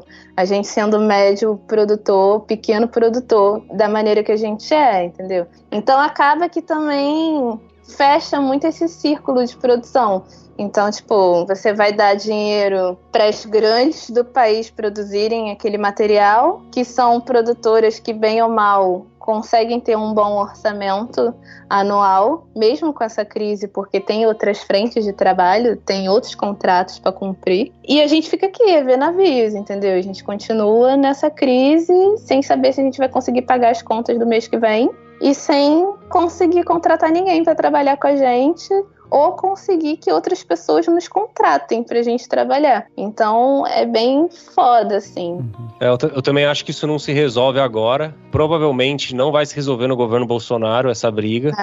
Mas, assim, eu acho que a hora que a gente conseguir regulamentar o streaming, vai ter um impacto tão grande quanto foi a lei da TV paga quando ela surgiu, né? Então, eu acho que, assim, pro Brasil, enquanto economia, enquanto indústria cultural, é o que a gente precisa. É atualizar essa lei da TV paga para incluir o streaming junto, ou fazer uma lei específica pro streaming, mas organizar essa legislação para dar conta dessa nova realidade de consumo, né? E a partir disso a gente vai ter um volume de arrecadação bastante expressivo, porque o que tá aparecendo de plataforma, e fora que as que tem são enormes, né? Então, tipo, Netflix, Amazon, os catálogos são gigantescos.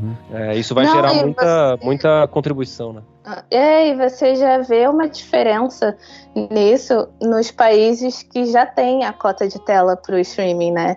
Hoje, quando eu abro a minha Netflix, outro dia eu abri, assim, em 15 minutos de pesquisa, achei 4 séries novas alemãs do ano passado, lançando agora, originais Netflix. Então, tipo, você tem uma exposição do seu produto muito maior, sabe? Você tem a garantia de audiência. A França agora está discutindo regularizar isso e vai conseguir, porque eles botam um pé mesmo e acabou. E é tipo 25% que eles estão pedindo, sabe? É muita coisa. Olha, a gente tem 1% na lei e a gente consegue colocar 10%. Imagina se a gente tivesse 25% previsto em lei, o quanto que a gente não colocaria isso pra fora, sabe? Então isso realmente me preocupa mais do que a Ancine, porque porque com órgão fragilizado, como eu falei uma outra vez aí, a gente até tenta dar um jeito, mas sem a lei que garante que a gente consegue botar o nosso produto na tela, que a gente vai obter um retorno financeiro, realmente, sem ela a gente não consegue produzir nada, entendeu? Então, para mim, hoje a lei do SEAC é a mais importante que a gente tem e a gente precisa proteger ela, e a gente está fazendo o caminho inverso, né? A Anatel, assim, deu um tiro no pé, passou por cima da lei, aprovou essa fusão das empresas, essa compra, que vai ser muito maléfica pra gente aqui do outro lado, assim, não hoje, não em 2020, mas daqui a um tempo, e não vai demorar pra chegar a conta, e aí a gente não sabe o que fazer, assim, tem 14 projetos de lei no Congresso tentando revogar esses artigos que proíbem a fusão, e se passar, o que a gente tem com isso? Que os canais comecem a ofertar pela internet, porque eles estão vendo aí a AT&T e a Time Warner sem pagar Condecine nenhum, estão trabalhando, então por que eu vou pagar Condecine também para colocar os meus programas? Eu vou para a internet, eu vou largar a TV paga e vou para a internet, ninguém está pagando nada lá, então para mim é melhor colocar lá, vou economizar dinheiro e vou fazer a minha programação do jeito que eu quiser. Esse que é o problema, entendeu? E acho que a gente ainda está engateando muito nessa discussão e eu acho bem complicado, assim. Eu tenho bastante medo do que vai acontecer.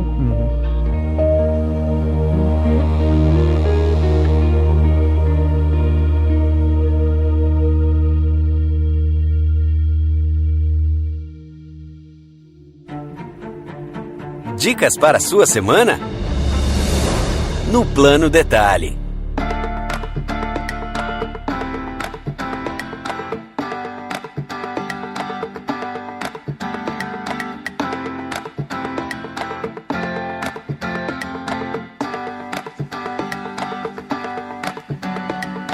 Plano Detalhe da semana, aquele momento gostoso aqui do podcast, né? Onde a gente dá aquelas dicas para você aproveitar melhor sua semana, para você dar aquela relaxada ou de repente fazer alguma coisa um pouco diferente. Dessa vez vou começar com o Dani. Dani, tem planos detalhes ou um plano detalhe? Como é que tá hoje, Dani? Vou dar 2 dicas. 2? Eu tô, assim, ultimamente eu não tô dando conta de ver nada, assim. Então eu não vou indicar, tipo, filmes e séries e nada do tipo. Eu vou dar uma dica boba, mas muito interessante. Pra quem gosta de café da manhã de hotel. Porque café da manhã de hotel é muito bom, todo mundo gosta, né? Sim. E eu fui, nesse carnaval, teve uns amigos meus que vieram me visitar e tudo mais. E aí a gente foi no domingo. Foi domingo de carnaval? Nem lembro agora. Não, na segunda-feira. A gente foi tomar café da manhã de hotel, né? Porque você não necessariamente precisa estar hospedado pra tomar café. Então eu queria indicar isso. A gente foi num hotel da cidade, que eles cobram inclusive um preço super bom, tipo R$25 por pessoa, pra você comer à vontade. E tem hotéis que fazem isso, então minha sugestão é essa, assim, se você gosta de café da manhã de hotel e quiser fazer tipo um brunch, sabe, uma coisa, comer bastante, assim, e emendar com almoço, dá uma pesquisada na sua cidade, você não precisa se hospedar necessariamente em algum hotel em outro lugar e tudo mais pra fazer isso. E é um ótimo rolê com os amigos, sabe? Tipo, gente, vamos encontrar 9 horas da manhã, a gente toma um cafezão e conversa e tal, e troca umas ideias num hotel. Então é bem legal isso. Fica essa dica, uma sugestão boba e simples.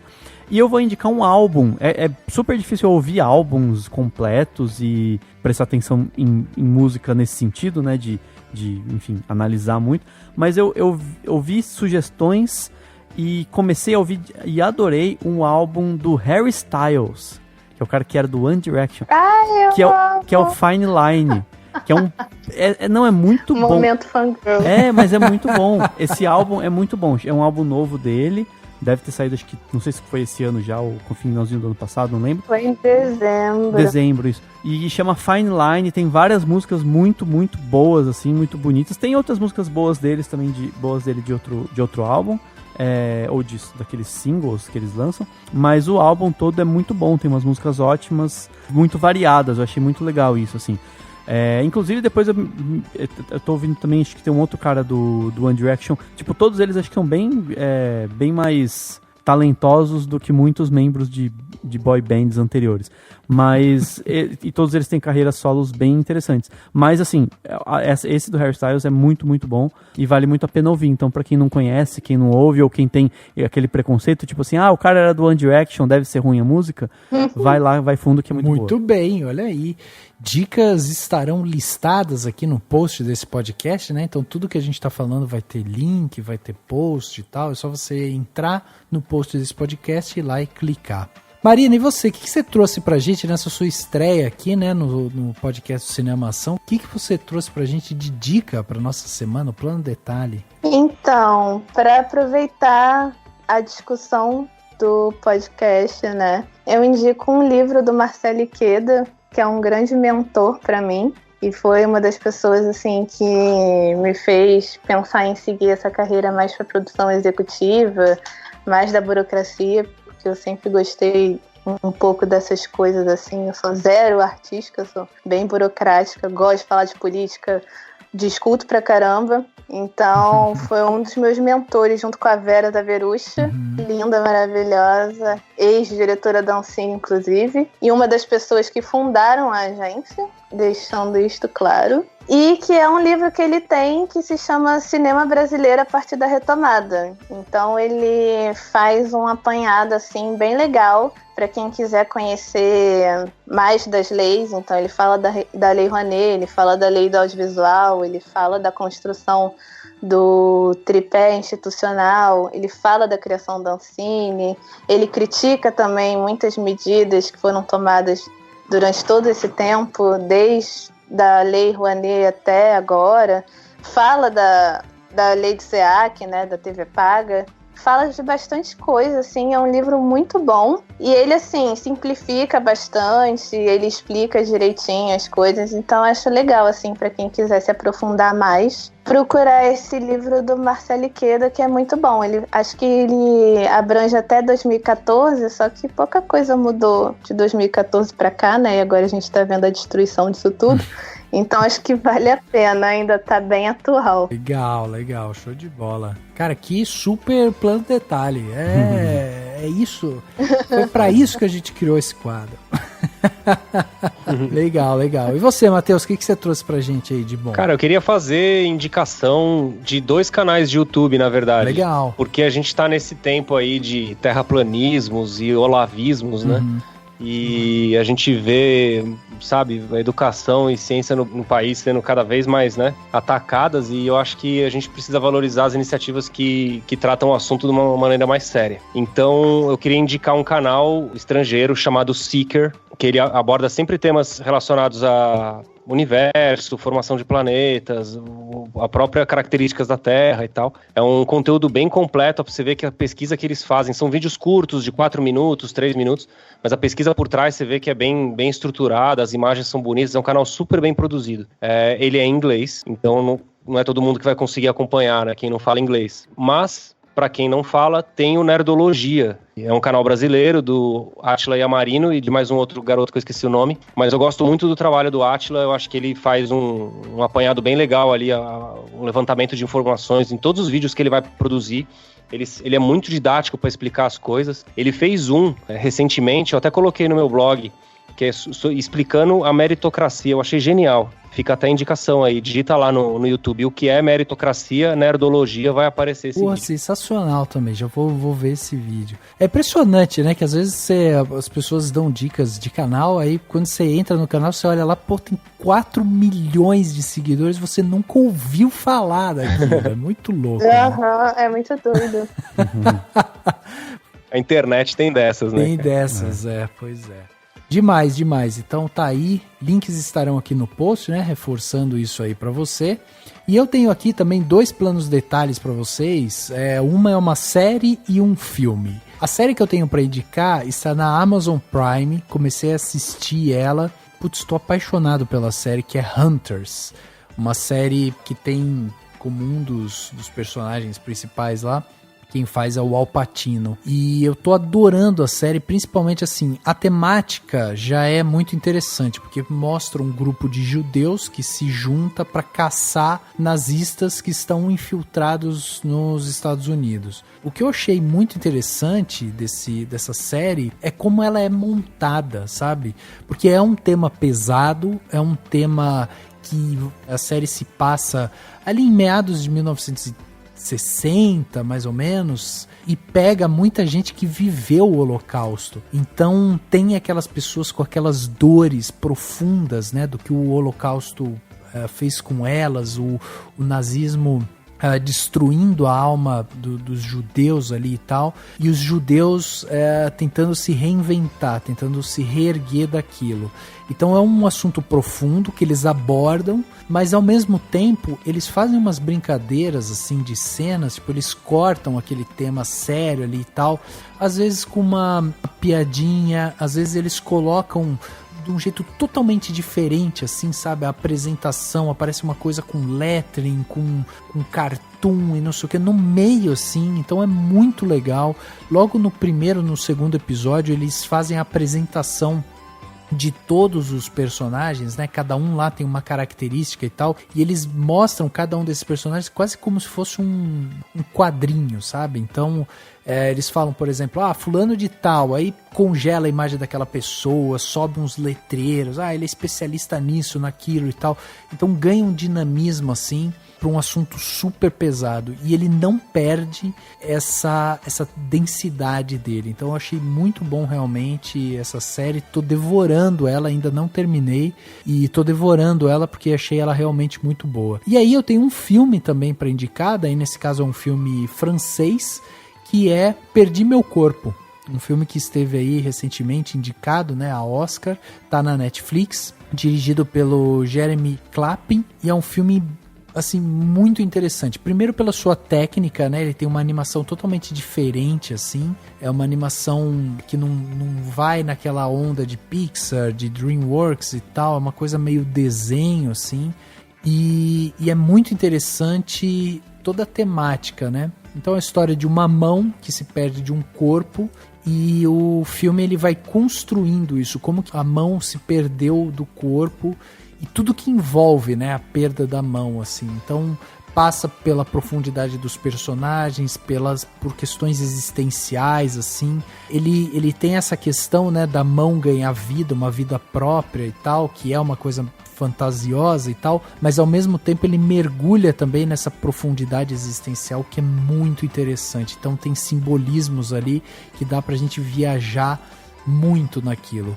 O filme está sendo muito reconhecido lá fora, já foi indicado para várias coisas, ganhou prêmios em Los Angeles, esteve aí, né, no Oscar de melhor filme de animação e tal, e eu acho que vale seu tempo aí, tá na Netflix, facinho de assistir e vale a pena ser assistido porque é muito, muito interessante realmente.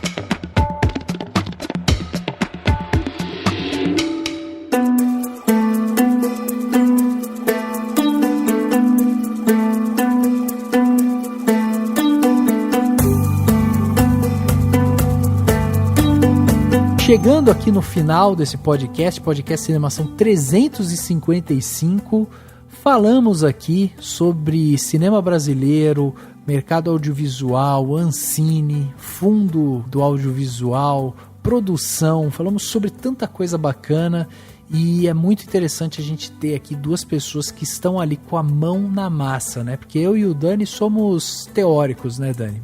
A gente só fica fala discutindo, a gente não faz nada, só propaga a palavra aqui e a gente traz essas pessoas aqui para ensinar um pouco a gente. Então eu queria agradecer, Marina, queria agradecer sua presença aqui com a gente, uma estreia com pé direito, adoramos ter você aqui, foi fantástico e queria que você deixasse, né, seus meios de contato aí, onde que você está, como que as pessoas fazem para acompanhar seu trabalho, ver suas opiniões aí, né, sobre política, audiovisual e o que mais você quiser falar, como é que faz para te acompanhar? Primeiramente, obrigado pelo convite, adorei também essa troca de informação, de opiniões, sempre muito boas, acho que a gente tem que fazer isso mesmo. Ter mais programas sobre isso na internet falando sobre o mercado, porque realmente é uma coisa que as pessoas precisam saber e elas não sabem tanto, né? Sempre fica aquilo pormenores. Sempre foi por menores. Exatamente. Mas vocês me acham no Twitter.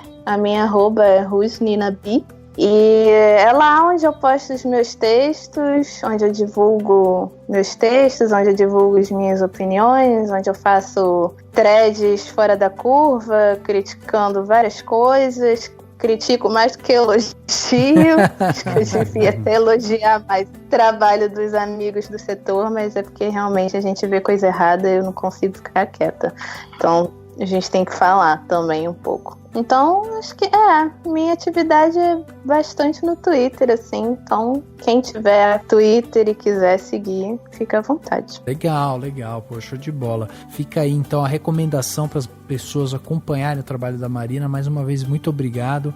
E, Matheus, obrigado também. Segunda vez que você vem aqui doar seu tempo, né, para ensinar um pouco a gente aqui sobre esse mundo tão complexo que é da produção de cinema e audiovisual no Brasil. Então, muito obrigado aí pela participação aqui. Também queria que você deixasse aí, né, site, e-mail, o que você quiser, Twitter e tal, para as pessoas também acompanharem seu trabalho aí. Legal, eu agradeço aí vocês de novo pelo convite, é sempre muito bom estar aqui conversando sobre o mercado e falando essas coisas. Para quem quiser aí me seguir, então, eu tô basicamente mais no Instagram e no Twitter também. Nas duas redes é o mesmo nome de usuário, então você procura lá por Macollen, né, que é o meu nome, Matheus Collen, então fica Macollen. E quem quiser saber mais aí sobre o mercado, notícias e resumos dos eventos, principalmente, né, eu tenho esse hábito de, quando eu vou nos eventos, eu assisto os painéis, anoto o máximo de informação que eu posso e depois eu publico tudo lá no site da Origina. Então, quem quiser navegar nesse conteúdo é só entrar lá, originaconteúdo.com.br. Lá tem meu blog também, então tá tudo ali dentro. Quem quiser entrar em contato, ali é o caminho. Pô, sensacional. É, muito bom. Bom achado. Bom achado, pois é, muito bom. Gente, obrigado novamente pela presença de vocês, foi incrível. Dani, obrigado também por mais um podcast gravado. Eu que agradeço, obrigado Matheus, obrigado Marina, obrigado a todo mundo que tá ouvindo. E assim, espero que o podcast consiga dar um pouco de poder para as pessoas, né? Porque afinal de contas conhecimento é poder. Então agradecer a todo mundo que tá ouvindo esse podcast até o final e pedir para todo mundo passar a palavra também, né? Mostrar para as pessoas esse podcast para entenderem melhor o que tá acontecendo no audiovisual e por que tá todo mundo tão preocupado. E é isso, e lavem as mãos porque pelo audiovisual você não pode estar doente. É isso aí. É verdade. Se preocupe mais com o audiovisual brasileiro do que com o coronavírus. Exatamente, porque ele não mata, né? Pior estado, tá fazendo mais vítimas do coronavírus. Exatamente. Gente, obrigado novamente. O podcast Cinemação 355 fica por aqui e a gente se vê no próximo.